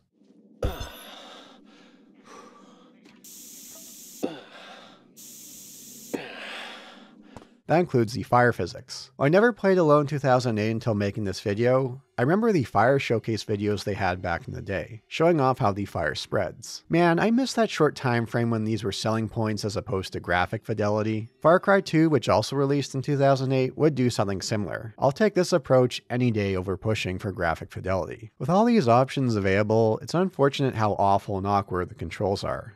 I fought with the controls the entire time. There are certain actions you can only do in first or third person. Both have their own set of controls. Being able to map button shortcuts for various item combinations is a godsend. The game doesn't stop while you're looking into your jacket. You'll be fighting these controls as much as you are fighting the enemies. It's when the game slows down, removes enemies, and focuses on puzzles and exploration does it handle much better. Where through physics and item combinations, you can create different solutions to a problem. There's an amusing physics puzzle early on where you need to get this electrical wire out of the wire to progress. Wire of the water. Find a melee object to fish it out, and move around the right analog stick until you're able to do so. There's also these black goo puzzles that act like lava. You'll need to clear them out of the way, else you'll face instant death. Create light sources, from fire or otherwise, to clear a path forward. These could be trial and error affairs due to the awkward controls, but I never felt frustration with them. The absurd nature and options available to create light sources more than made up for it. When I talk about the game having moments of brilliance, more or less they all pop up during these puzzle sequences. There's one where we need to destroy this nest to open a door. There's a door blocking our way to the nest. There's this one bug creature that moves back and forth between us and the nest through a vent. What did I do? Well, I took a bottle full of gasoline and punctured it with a knife. Now I could make a gasoline trail. I attached some double-sided tape to the bottle and tossed it onto the bug. As the bug made its way over, the gasoline poured out, making a trail to the nest. With that, I used the lighter to light the gasoline, creating a trail of fire that destroyed the nest. How very clever. I could have also made use of a Molotov cocktail. Put some double-sided tape on it, attach it to the bug, add a handkerchief to the bottle, and it will explode after a certain amount of time. What a delightful way of mixing and matching to come up with a solution to a problem. There's a puzzle later on where we need to destroy this root of evil. Like everything else, we'll need to use fire to destroy them. We don't have a clear shot at it, but there are these canisters hanging from this moving mechanism that we can make use of. With some double-sided tape, toss on a timed Molotov cocktail, move the canister in range, and the tree will die in the explosion. To say these kind of puzzles are my jam is an understatement. There was tons of fun of finding ways of combining items without the pressure of enemies to come up with solutions to these puzzles. In the game's end stretch, it dials up on further puzzles. While not as involved as the ones I mentioned prior, there's still plenty of creativity and cleverness to be had. Letting light out or blocking light sources to make progression on these puzzles. One's full of trial and error and can take a few tries between deaths, but very rewarding in solving. If this was all they focused on, you would have one hell of a game. Does it move away from the series' roots? Sure, but it's these brief glimpses of brilliance that most emerge in the puzzle sections, where things move more into what I call immersive sim territory, where you have these interweaving systems that give you several options to a puzzle, where the game makes use of physics and fire spread in clever ways. So as mentioned earlier, Eden Games made Alone 2008. Save for one game, all their prior input was racing games, such as Test Drive Unlimited. Alone 2008 makes heavy use of driving, but you never guess how the studio specialized in racing games with how driving handles here. I guess the key staff behind the Test Drive games were working on other projects. Like everything else in Alone 2008, I was fighting with the controls the entire time. Driving never feels good, whether in the scripted set-piece moments or when the game opens up and allows you to explore. While driving handles awful, there is much to know about cars in Alone 2008. You can move around to any seat in the car. You can check the sun visors. Sometimes you'll find the keys there. Else you'll need to hotwire the car, which of course Carnby, being a kindred spirit of MacGyver, can do. You could check the glove box for supplies. You can cause an explosion by shooting the car's fuel tank, and you can puncture the fuel tank to fill up bottles with gasoline. Again, I would love to have heard the design discussions of this game, where anyone said, wouldn't it be cool if, and they added in that feature. While Alone 2008 starts linear, there is a short stretch where the game opens up, where we can explore Central Park. Else we could continue along the critical path that takes a more linear approach. Near the game's end, Central Park becomes available once again. It's similar to how The Evil Within 2 plays in its open stretches, although more sparse. Through clearing the trees and roots of evils, we can increase our spectral vision. The more you collect, the easier it is to see enemy weak points. Some trees and roots are straightforward to clear out, deal with the large amount of enemies, and torch the tree. Some are more involved, like the puzzle I mentioned earlier with the canisters. These open areas can have long stretches where you'll find little supplies, where I was searching from car to car to scavenge up supplies to deal with any upcoming challenges. And it's here where the game can come to a crawl. To an extent. To reach the game's end, you'll have to have a certain level of spectral vision, where you'll need to clear out a certain amount of routes. The thing is, say for the game's end stretch, you can jump around to any chapter or scene that you wish. You don't have to complete them. Levels and chapters play out like a TV show. You'll have cliffhanger moments before moving on to the next chapter. So for the game's final stretch, I had met the spectral vision requirement, but in-game it wasn't allowing me to get through this barrier. So what did I do? Well, I went to the episode select menu and moved on to the next part to continue. For whatever reason, the spectral vision requirement was lower here. What a weird game this is. Rounding off all these eccentric design decisions, you'll have more conventional set-piece moments. From driving to climbing ropes and buildings as objects fall your way. There's even a short stretch where you use a forklift. I guess someone on staff was a fan of Shenmue. Everything but the kitchen sink made its way into Alone 2008. You have these mishmash mechanics and systems, some with more care and polish than others. Several game ideas mechanics all in one package. More often than not, they clash with one another, or the lack of polish across them rears its ugly head. But when you get these brief moments of brilliance where everything clicks, it's amazing. More or less, they all take place during the puzzle sections. And it's when these moments arise that the game shines in a way that few other games do, where you could see that there's something special buried amongst the jank, where it makes fighting with the game's controls worth it, or the clumsy set pieces sprinkled throughout. There's a charm to it, and it comes across as a higher budget Eurojank title. To be fair, the game studio is French, so Eurojank is fitting, but when I think of Eurojank, I think of Eastern European developers with tiny budgets and big ambitions. When it comes to story beats, Alone 2008 is in the vein of high-budget action blockbuster titles from this time frame. I've seen others mention its similarities to the Da Vinci Code, which feels fitting. While escaping the building we begin in, Carnby meets Sarah, an art dealer who will become our companion. Despite odds with each other, there seems to be something building between them. You know how these stories go. It's more in the third act or near the end stretch where the romance takes full bloom, while the game blows its load early on, having this taking place earlier in the game, right after a CPR minigame, because of course this game has a CPR minigame. 1, 2, 3, 4, 5, 6, 7, 8.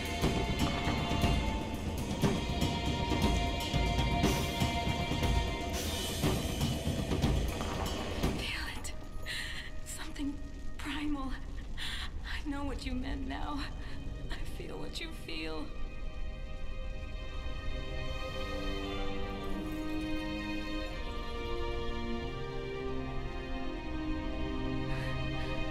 I thought I told you not to take advantage of the situation. Paddington, the old man from the game's intro, joins us for a brief stretch. He gives us this mysterious stone, tells Carnby to follow the path of light and head to the museum at room 943 to find the answers he seeks. At which point, Paddington turns the gun on himself. It's supposed to be this dramatic moment, but for whatever reason, while streaming, I burst into laughter here. This game does odd things to the mind. I will not be your puppet. Do you hear me? Meet me at the museum, Edward. Room 943. No!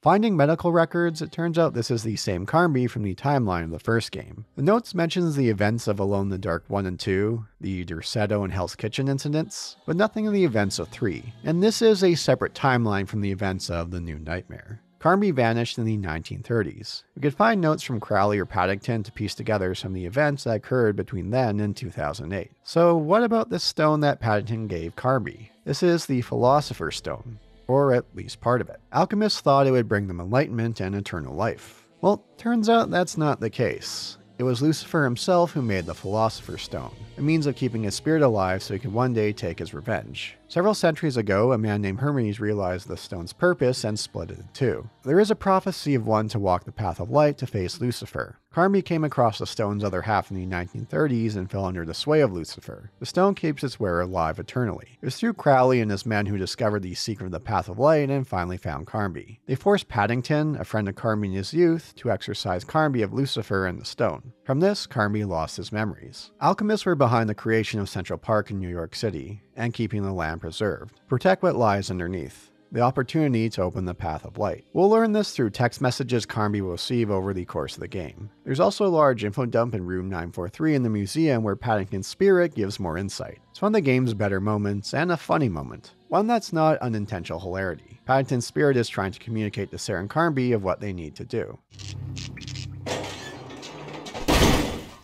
Down. Sarah, I want you to... Sarah, I want you to knock him down. Thanks, Theo. Sounds like you're gonna have to kick my ass. But I don't want to hurt you. I could... I know, it sounds absurd, but hey, you dream of it. At the end of the game, we'll find Hermes and reunite the stones. At which point, we have two endings. Lucifer possesses Sarah. If we spare her, Carnby walks away in defeat? Huh. Wasn't expecting that. Would you... fight me?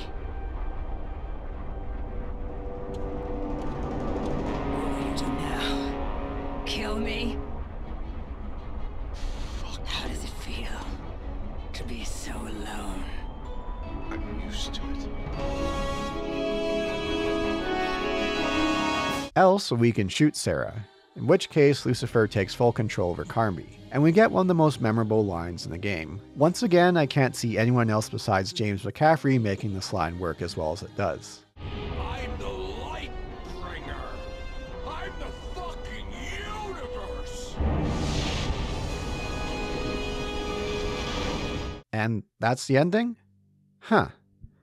So two endings where the bad guy wins. Well, I guess it's a cliffhanger for a future title to answer. But no, like the new Nightmare, that's it for this story. But this isn't the only story interpretation of Alone 2008. Like the new Nightmare, receive releases across different consoles and generations. But here the PS2 and Wii release is a different game altogether, one made by a different studio, that being Hydrovision Entertainment, the studio behind the Obscure series. So the story beats remain the same, for the most part. Some levels are in the same vein of progression, but there's also several changes. It's a more stripped down version of the game to accommodate for lower end hardware. It's more conventional and strips out many of the shortcomings of the other version, but as a result it loses much of the charm of what made the next-gen version of Alone 2008 so intriguing. The next-gen version made use of an internal engine at Eden Games. The PS2 and Wii versions here make use of renderware, one of the last titles to make use of the engine. It's incredible how versatile the engine was. Still, it's noticeable in how much ends up cut compared to the next-gen version. Here, you could kill enemies by conventional means. If you shoot them with a gun, they're dead after enough hits. No need to use fire bullets, or drag them into fire, or light an object, or use fire against them. There are still moments where you could do these kind of things, but it feels more baked in compared to how they could play out in the other version. This version also removes the open world sections in Central Park,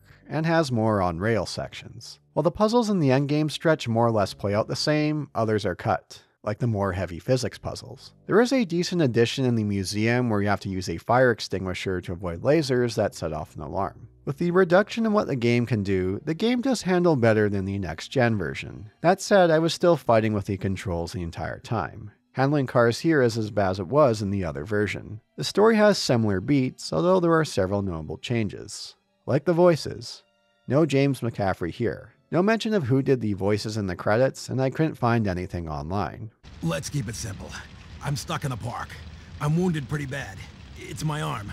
I can't lift it, and it's bleeding heavily. There's no real blossoming romance between Carnby and Sarah. She takes a different appearance here, and is a city planner instead of an art dealer. Crowley is less involved in the story, and goes by Mr. Bungle here. I guess someone at Hydrovision was a fan of the band. A new addition is Peter Green. A student of Paddington, he provides a large exposition dump with the brief time we have with him. Well, who are they? I know them as neo-alchemists. It is said their men have infiltrated governments or financial groups that go back centuries. 70 years ago, you nearly beheaded their cult leader when you stole a stone in China. Huh. Did I? Yes. According to what Mr. Paddington told me, decades ago, you were one of Europe's most renowned occult investigators. Mr. Paddington... The old guy that blew his brains all over my face? Exactly. Both you and Mr. Paddington traveled all around Europe for years in search of paranormal cases to study and eventually solve. There is an amusing change in the scene where the game teaches us how to bandage up our wounds. In the other version, Carnby was alone in this washroom. In this version, there's a couple of gangsters in the washroom. I'm gonna die here. Hey, I'm losing all my blood, man. Don't look like us and him gonna be doing any trade-ups. The dick man won't share none. Cutting out the open world and cutting down other areas, the game is about half the length of the other version. In the next-gen version, where we met Hermes, we have a driving section through Central Park to get back to room 943 in the museum. Here, when we find Hermes, we warp back to 943. It seems like there's only one ending for this version, where Lucifer takes over Sarah. Instead of walking away, Lucifer shoots and kills Carnby.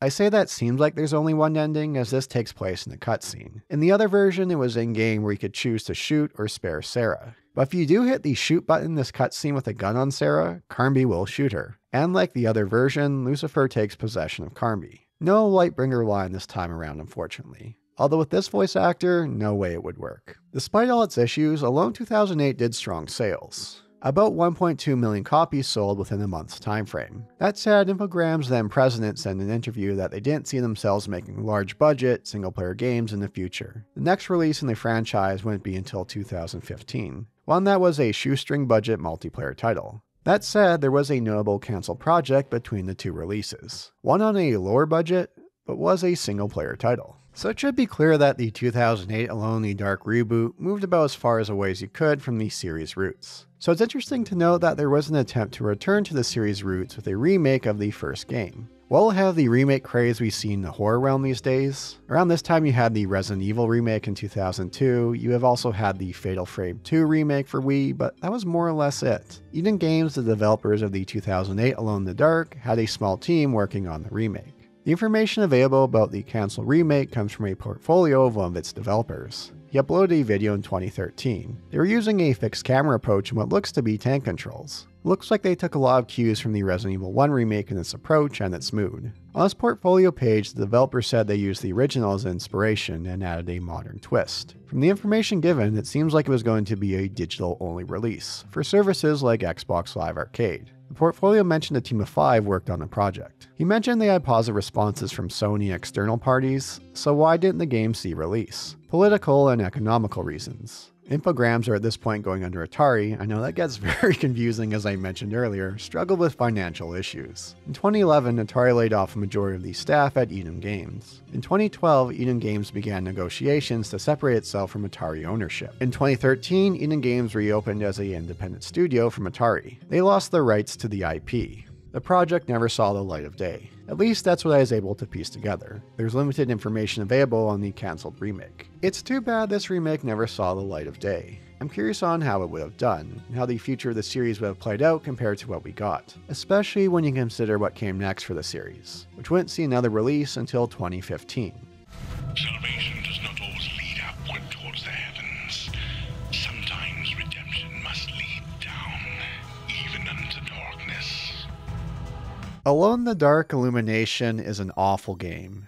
There's next to nothing of merit within. Whereas the 2008 Alone in the Dark had ambitions and flashes of brilliance, there's nothing of worth within Illumination. It's a game that feels like the developers put a bit of time into, Atari saw it, slapped on the Alone in the Dark IP and rushed it out the door. Like something thrown together in a few months when it needed several months to a year at least to come together. And even then, there's no guarantee it would have turned into anything worthwhile. I would say it feels like a cheap Unity demo, but that's an insult to cheap Unity demos. Fitting that when I first selected the priest, he glitched into floating instead of walking. Can I get an amen? It's a title looking to cash in on the success of games like Left 4 Dead from around this time frame. While they built the game around multiplayer, you can play single player, which I ended up doing since there was no one else playing the game while I captured footage, and for good reason. There are 4 character classes to choose from: the Hunter, the Witch, the Priest, and the Engineer. The Hunter, Ted Carnby, is a descendant of Edward Carnby. The Witch, Celeste Hartwood, is the great-granddaughter of Emily Hartwood. Gabriella Saunders, the Engineer, shares the same last name as Grace Saunders, although there's no mention of a connection. The Priest, Henry Geiger, is a nod to H.R. Geiger. Each have their own unique abilities and items and stages that only they can pick up. We can earn experience points to upgrade their abilities. These supernatural enemies are somewhat like the ones we fought in Alone 2008. Get them into a light source to open them up for damage. Illumination is one of the most egregious examples of a game designed around objective markers,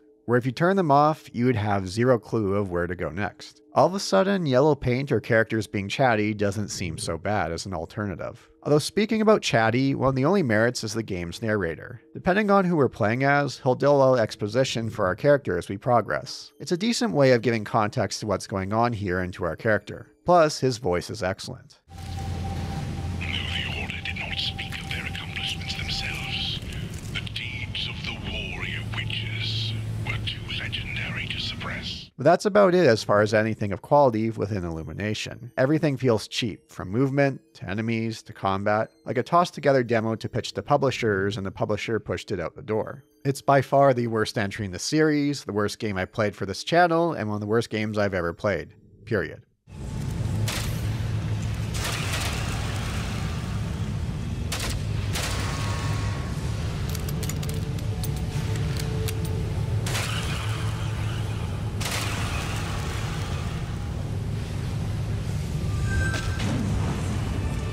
And this would be it for Infogrames and Atari in their ownership of the Alone in the Dark IP. In 2018, THQ Nordic, under the Embracer umbrella, acquired the IP. Swedish studio Pieces Interactive helmed development for the next title in the franchise. They brought in Mikael Hedberg as creative director, best known as the writer behind Amnesia: The Dark Descent and Soma, games known for their quality stories. I had a lot of curiosity going into it with that fact. Alone 2024 is part reboot, part reimagining of the first game, very much a return to the series' roots. It takes the roots of the first game's story and makes it into its own thing. And the end result? An enjoyable experience on the verge of greatness, but one that's lacking on several fronts. The atmosphere is fantastic, there's a lot of intrigue with the story, but the story does suffer from some bloat, and not all its elements gel with one another. The game suffers from generic over-the-shoulder shooter gameplay. There's nothing wrong with it, but there's nothing that stands out about it. Puzzles can be decent, but they never kick into second gear and becoming more engaging. There's plenty of love put into Alone 2024. The team had a solid understanding of what made the first game work and how to give it their own spin. It's one of those titles where I'd love to have seen a direct follow-up. Like the new Nighmare, give the team another crack and see what they could do. But Pieces Interactive became yet another one of the many victims of Embracer shutting down studios. Still, these studios should be proud of what they put together, flaws and all.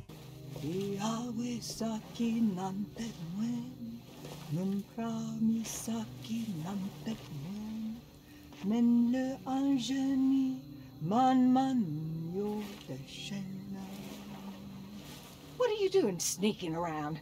You almost scared me to death. I'm sorry. I didn't mean to disturb your ritual. Paying more homage to the original, Alone 2024 had a downloadable prologue. Like Jack in the Dark between the release of Alone 1 and 2. Like Jack in the Dark, we play as Grace Saunders.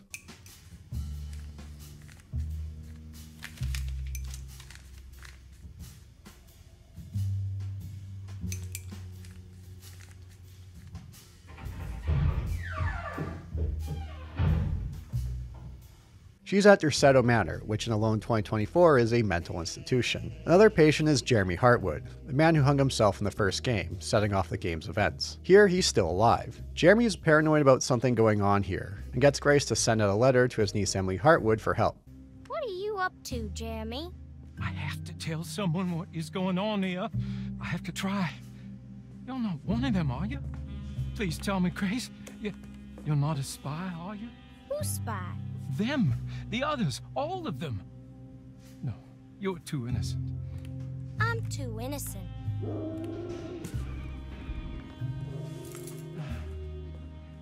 I need to get this letter to my niece. She would understand.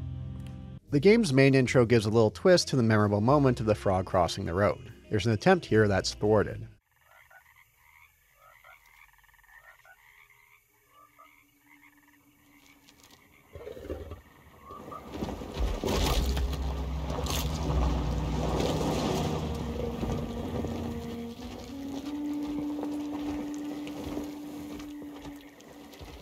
Instead of coming separate and on their own terms, Emily Hartwood and Edward Carnby head to Derceto together. Unsure of what to expect, Emily hired Edward in case things go wrong. Her uncle Jeremy seeks the help of Dr. Gray at Derceto. Jeremy is haunted by what he calls the Dark Man. In his letter, Jeremy mentions that there seems to be some kind of cult activity happening at Derceto. Upon entering Derceto, something seems up. Jeremy is missing. There's a moment between Grace and Carnby recognizing each other.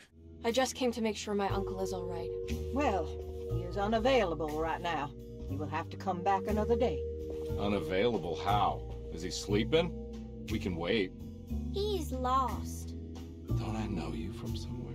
Is this a nod to the second game in the series or something else? Let's see how this unfolds. In Jeremy's room, there's a painting that either takes Carnby or Emily into a trance, depending on who we've selected to play as. Instead of remaining in Derceto, we're taken elsewhere, and the game begins proper.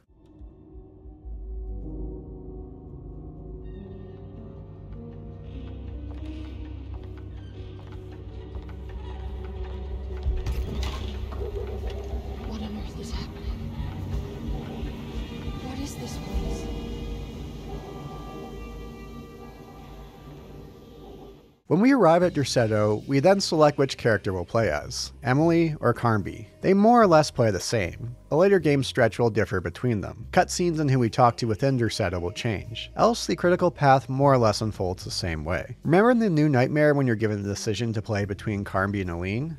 The game gives us a bit of information about each of them. The only information we get here are the actors playing them. Actress Jodie Comer plays Emily, David Harbour plays Edward Carnby.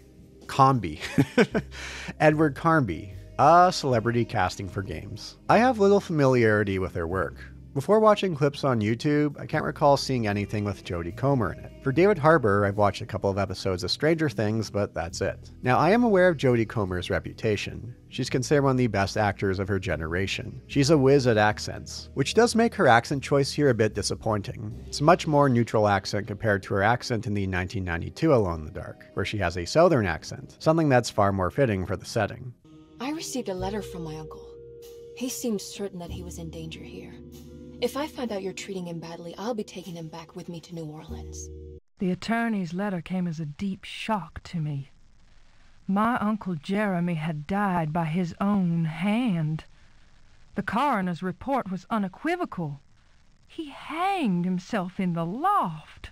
David Harbour does a great job as the aw shucks kind of detective, one a bit down on his luck with money and life. So while they both do a great job, was it worth the cost to bring them in? Did they bring more eyeballs to the project? Did more people give the game a chance as a result? Well, whatever it ended up being, it was enough due to Embracer shutting down the studio. Still, their performances won me over. Performances across the board are all excellent with the many inhabitants of Derceto and elsewhere. There's plenty of enjoyment to be had around Derceto, finding notes, items, and talking with others. Like the original trilogy, notes have a voiceover. A nice quality of life feature is having the option to stop the voiceover, where if you rather read through it faster, you can. That said, if you want to resume the voiceover, it starts back at the beginning.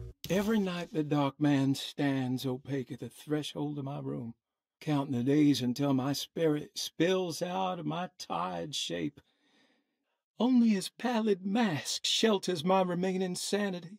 There are unique items we could find for both Emily and Carnby's campaign, ones that give more insight into what's going on here upon collecting a set. These also open up the option for alternate endings. There are several puzzles to solve throughout Derceto in our journeys. Most puzzles fall under the palette cleanser variety. Complete a picture by rotating the squares, line things up. There's next to none of the regurgitator puzzles like in the new Nightmare. There's one puzzle early on that had me looking forward to what the game would deliver on the puzzle front. Making use of zodiac signs and clues in the room, put the pieces together to find the right combination. It's too bad this is more or less the best the game has to offer on the puzzle front. It never felt like they kick into second gear. They show promise, but never quite reaches the potential shown early on. Never gets into what I call Silent Hill territory. Recurring puzzles involve a talisman. Solving these puzzles will show us clues of where to go next, or take us to faraway places from Derceto.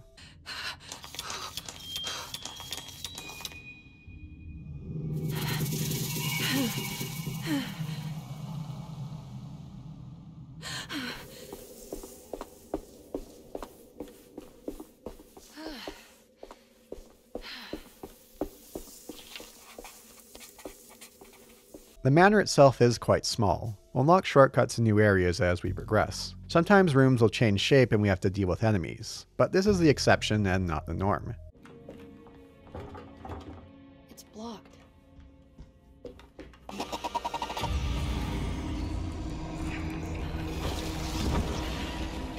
It's through the talisman where we'll end up in different places, some to faraway lands. And this is where the game falls into something more linear, something more generic. It feels no different than any third-person shooter since The Last of Us. There's no limited inventory, and the game is generous with providing us with ammo. Guns lack a bit of weight while firing. We can find melee weapons in our environment to use before they break. We have a dodge button to avoid enemy attacks. There's bricks or flammable objects we could grab to check at enemies. We don't store them, we chuck them upon use. We can also use them to distract enemies and sneak by. Enemies are okay as far as appearances go. It's not until the endgame do we get to see where the budget went for enemy design. And there's one of the most hilarious, egregious moments of red flag combat encounters I've come across in some time. You know where you grab a key item and you know once you do, enemies will come pouring in? In the back of this warehouse, there's a safe with a key item inside. Along the way, there's about 1 million throwables littered throughout. Well geez, what do you think's gonna happen once we grab that key item? Combat gets a shoulder shrug and an eh from me.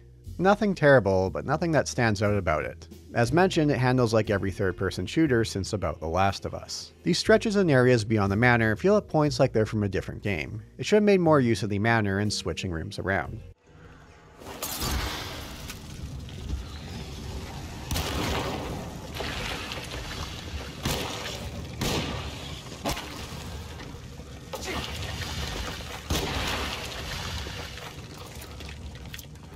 But I could see why they did so. It gives more of a reason why Carnby and Emily run into each other on an infrequent basis.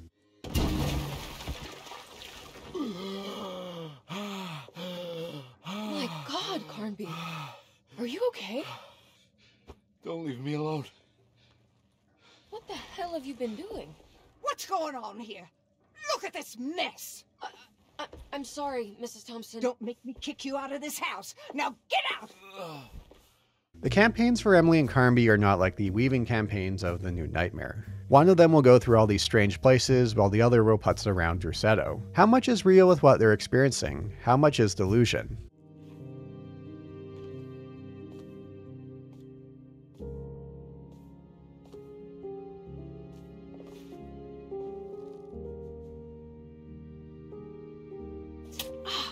What are you doing?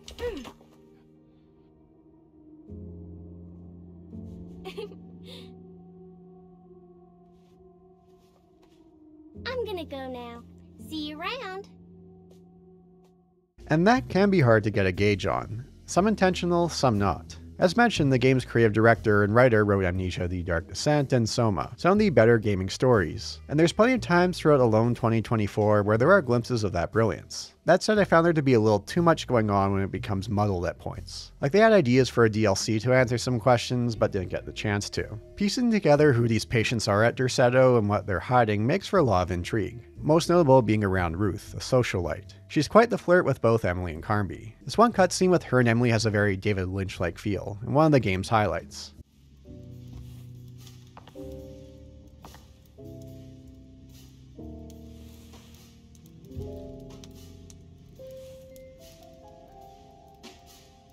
Is that Perique you're smoking? How terribly quaint. Maybe so, but I like it. Would you care to share some? That smell is making me feel very nostalgic.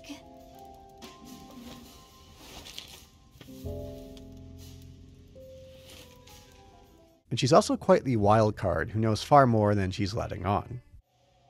You don't happen to know how to find the Prex shipping company, do you? Of course. Their office is just over there. Whoa, what happened? You just got lucky. A bientôt, Mademoiselle Emily. For the game's first stretch, we'll piece together what's going on with Jeremy Hartwood with his various frantic notes or patient files. Under the talisman, we'll run into him at the Hartwood family cemetery. Jeremy has made a deal with the devil, so to speak. A deal with the Dark Man. I can't believe I made such a foolish mistake. All I wanted was for you to stay away. What do you mean? I bargained with the Dark Man. A pact to keep Nolan safe with my own life as tribute. When the game's credits rolled, I noticed Paul Mercier was the voice of Jeremy Hartwood. Wait, where do I know that name from? Wait, this is the same voice of the actor of Leon Kennedy and the Merchant from the original Resident Evil 4? Never would have guessed that in a million years. Well done. Where's everyone going? Bingo? I haven't been to Massachusetts in years. I still paint from memory, you know? That old lighthouse makes for a great motif.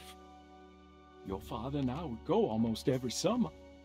Then when our great-uncle died, we stopped going back. We'll have to deal with the Dark Man in one of Jeremy's private sanctuaries, in a very video gamey kind of way.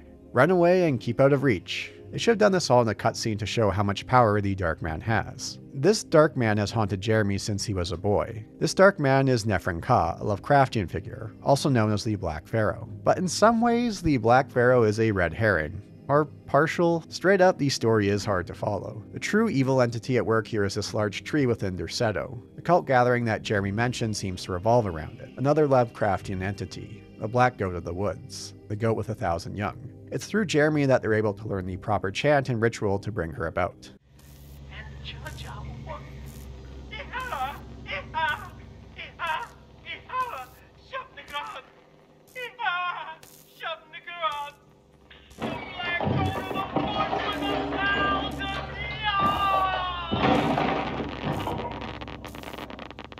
It's near the end stretch where the campaigns take a turn for Edward and Emily. For Emily, she's been carrying around an engagement ring. When the staff at Derceto calls her Mrs. Marcus, she has a knowable reaction to it. Truer words have yet been spoken, Mrs. Marcus. Don't call me that. It's Miss Emily Hartwood. There's no reason to call me anything else. I'm sorry, Miss Emily. I'm just trying to tell you like it is. Emily will end up in the trenches of World War I, in a stretch that goes on way too long. Her fiancé John Marcus died in the trenches. Or that's what she told herself. Turned out he died here in Derceto of the Spanish flu. It's a reveal that falls a bit flat. More of a tell, don't show kind of approach. Beyond a few mentions earlier, there wasn't much mention of John. Felt like it needed a little more build-up. Oh, John. I didn't know this is where you would end up. I didn't want to know. I stopped visiting you because I couldn't stand the indignity of your awful illness. I was ashamed of you. Ashamed of myself. Forgive me. Please, John. Let me go.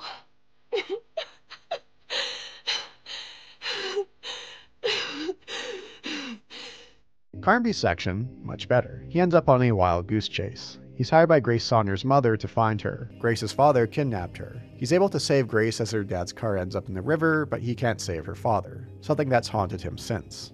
I don't know how this works. What is this for? Some form of admission of guilt, maybe acceptance. It's what the Dark Man wants.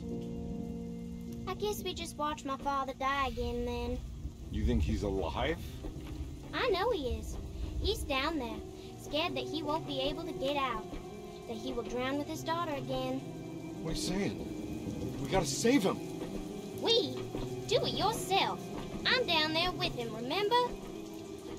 For the default ending, we'll end up gathered around the tree. With the right words, they can now bring about the goat with 1,000 young. And in a shocking moment, they use Grace, a young girl, as a sacrifice. I didn't think the game would go there, but it did. Ever their praises and abundance to the black goat of the woods. Hear us, mother. Take pity on us. Take pity on us. Ever their praises and abundance to the black goat of the woods. Hear us, mother. Take pity on us. Take pity on us.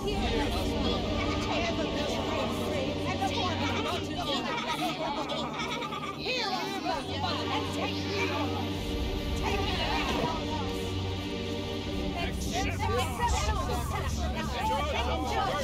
That said, we do stop the sacrifice, at least in the default ending, and we get to see the black goat in all its glory. Remember earlier when I said the budget went elsewhere to monster design? This is what I'm talking about. What a fantastic design this monster is.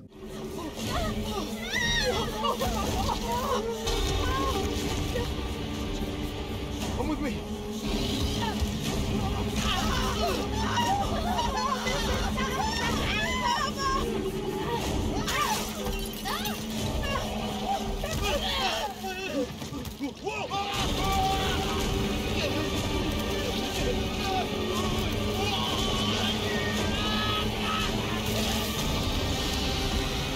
It's a great way to cap off the game, even if it's a bit on the gamey side with how we kill it. That's always tough to deal with when you get into Lovecraftian elements.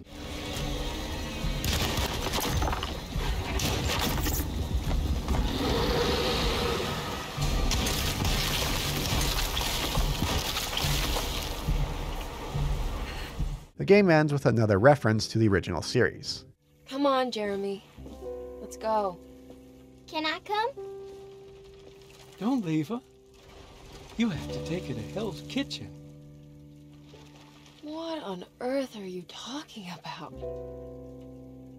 Now, Alone 2024 is building off that foundation, but at points it felt like it gets a bit too cute, a bit too meta with its references. Some of the smaller references, fine, like a script called Slaughter Gulch, the location of Alone in the Dark 3 setting, or Obed Morton mentioned in Nov Carmby. But then you have elements where it feels a bit too on the nose. They make mention of Frederick, that being Frederick Renal, the creator of the original game. So despite of what I've covered here, there's still plenty I haven't discussed on the story front. As mentioned, I found it quite hard to follow. I get it, when you use Lovecraftian elements, there's going to be bits and pieces that are up in the air, but here the balance is off. There's too much going on. Parts of the Dark Man and the Black Goat get in the way of one another. Parts feel like they had to cut a fair chunk of content. Others feel like they felt like they've been addressed in the DLC or something, but never happened. I think more should have been chopped down here to make a story on a more cohesive, tight front. But when the story works, it's wonderful. You can see all the fingerprints of the writer behind works like The Dark Descent and Soma. The story helps keep you pushing onward despite the subpar gameplay. It's an ambitious story, even if all the pieces don't quite come together in the end. Alone 2024 is a title I'd best call wasted potential, but different compared to Alone 2008. You can see the pieces are all there for a classic story, one that's full to dissect and come to your own conclusions. But it doesn't quite reach it, although they sure did try. There was plenty of love put into this game, despite the generic gameplay, and like the series overall, it's once again on ice. Embracer owns the IP, but who knows if he'll do anything with it. That's the story of this franchise. Start and stop pushes, reboots that go nowhere. Years pass, another attempt at the series comes about. Are we going to have the same thing happen again? Will there be another crack at the series a few years down the line? I guess we'll have to wait and see. What are you doing? Oh, I found some. Great.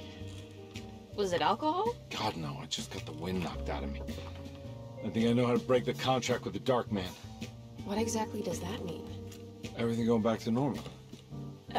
All right. I found some more information on Dorsetto and the patients. There are some seriously strange things going on here. I'm pretty sure 2 of the patients are dead and maybe even the clerk. Oh, yeah. I kind of just gave up on worrying about that. Well, just keep your eyes open, I suppose.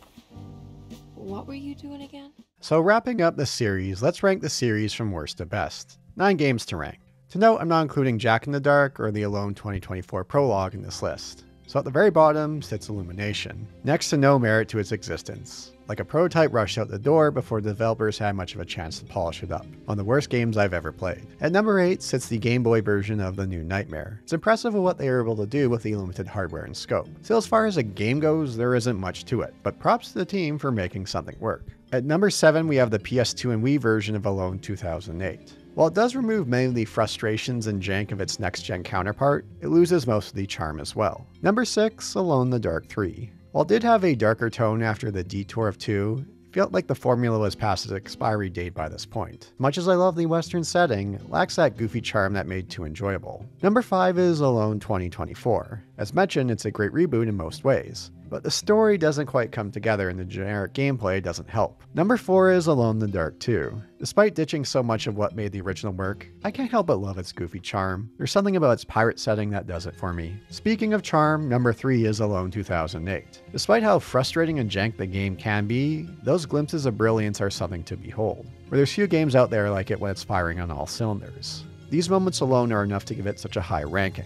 Number 2 is the new Nighmare. While taking heavy influence from what Resident Evil did with the formula, it's one of the better Resident Evil clones. Its atmosphere is on point and has a fantastic story. And number 1, the OG Alone in the Dark. Sure, it's a bit rough around the edges, but this was in the days of unexplored territory. To come up with something with such a strong identity the first time around is something to marvel at. A game that gave Resident Evil a template to work with. Gaming owes so much to it, survival horror or otherwise. By now, it should be clear why Alone in the Dark is such a fascinating, if frustrating series. It's one that laid the foundations for survival horror, a pioneer in many ways. But there was little through line throughout the series. You go a few games before a reboot set things back into place with its roots. But then you get something that's off the wall and has little to do with the series in all but name. Sure, horror series like Resident Evil or Silent Hill could stray from its roots, but there is a far stronger through line. Alone in the Dark zigzags all over the place. And who knows, it's possible to continue to zigzag with another entry in the series. There may be yet another reboot more in line with the original, or Embracer holds on to the IP to do nothing with it again. But that's been the story of the series for over 30 years. Constant switching of hands from studio to studio, each with their own take on the formula. If you're looking for consistency in a series, Alone in the Dark isn't it. But despite the frustrations that arise from this lack of consistency, it opens a door to one of fascination, where you never know what to expect with where the series will go. Sometimes they may take a trip down the wrong road, but what a trip that can be. And that will be all for this video. I thank you for watching. I'd like to give a special shout out to my fellow Boulder Punchers for the extra support on Patreon or YouTube memberships. For those in the thank you for your patronage tier, American Boot and Tom Terrible. For those in the now this is Boulder Punching tier, just imagine Anakin Skywalker saying, now this is pod racing, but switch that with boulder punching. Aleatoric Satan, CH3CH2O, Ethan, the Madman, and Waco. If you'd like to support the channel further, consider joining your fellow Boulder Punchers through Patreon or a YouTube membership. You'll get earlier access to videos, be featured in credits, receive periodic newsletter updates, my undying gratitude. I'm going to start opening up polls as well of what games I should do next. Just for everyone in general, thanks for watching these videos. You know, whether you're watching them on a second monitor, if they help you fall asleep, you have your full focus on them, that means the world to me. Whether you leave a comment, good or bad, thumbs up, thumbs down, whatever it may be, I hope you're entertained at the end of the day. I haven't said this much, but you've all been a fantastic audience to me and helped making through this process of YouTube a much easier experience. As I'm sure you've heard from many other creators, it can be an up and down experience. But you, yes you, make it possible for me to keep going and enjoying myself. So thanks for coming by. We'll see you again. Hey kid, what are you up to? Nothing much. Yeah? Anything I'm gonna have to pay for? You're bored, aren't you? Yeah, I can tell. You wanna see if we can tear your mother away from the play? Can you believe they're still going? It's been hours. You forgot this. Well, I just didn't want you to think we had abandoned you in there. Can we go home? Yes, please. Can we? What? You guys didn't like the play? It was alright. A little difficult to follow. Oh, I agree. Let's just say there were moments where it left me alone in the dark. Oh, God. That's the name of the play. Whoa, what do you know?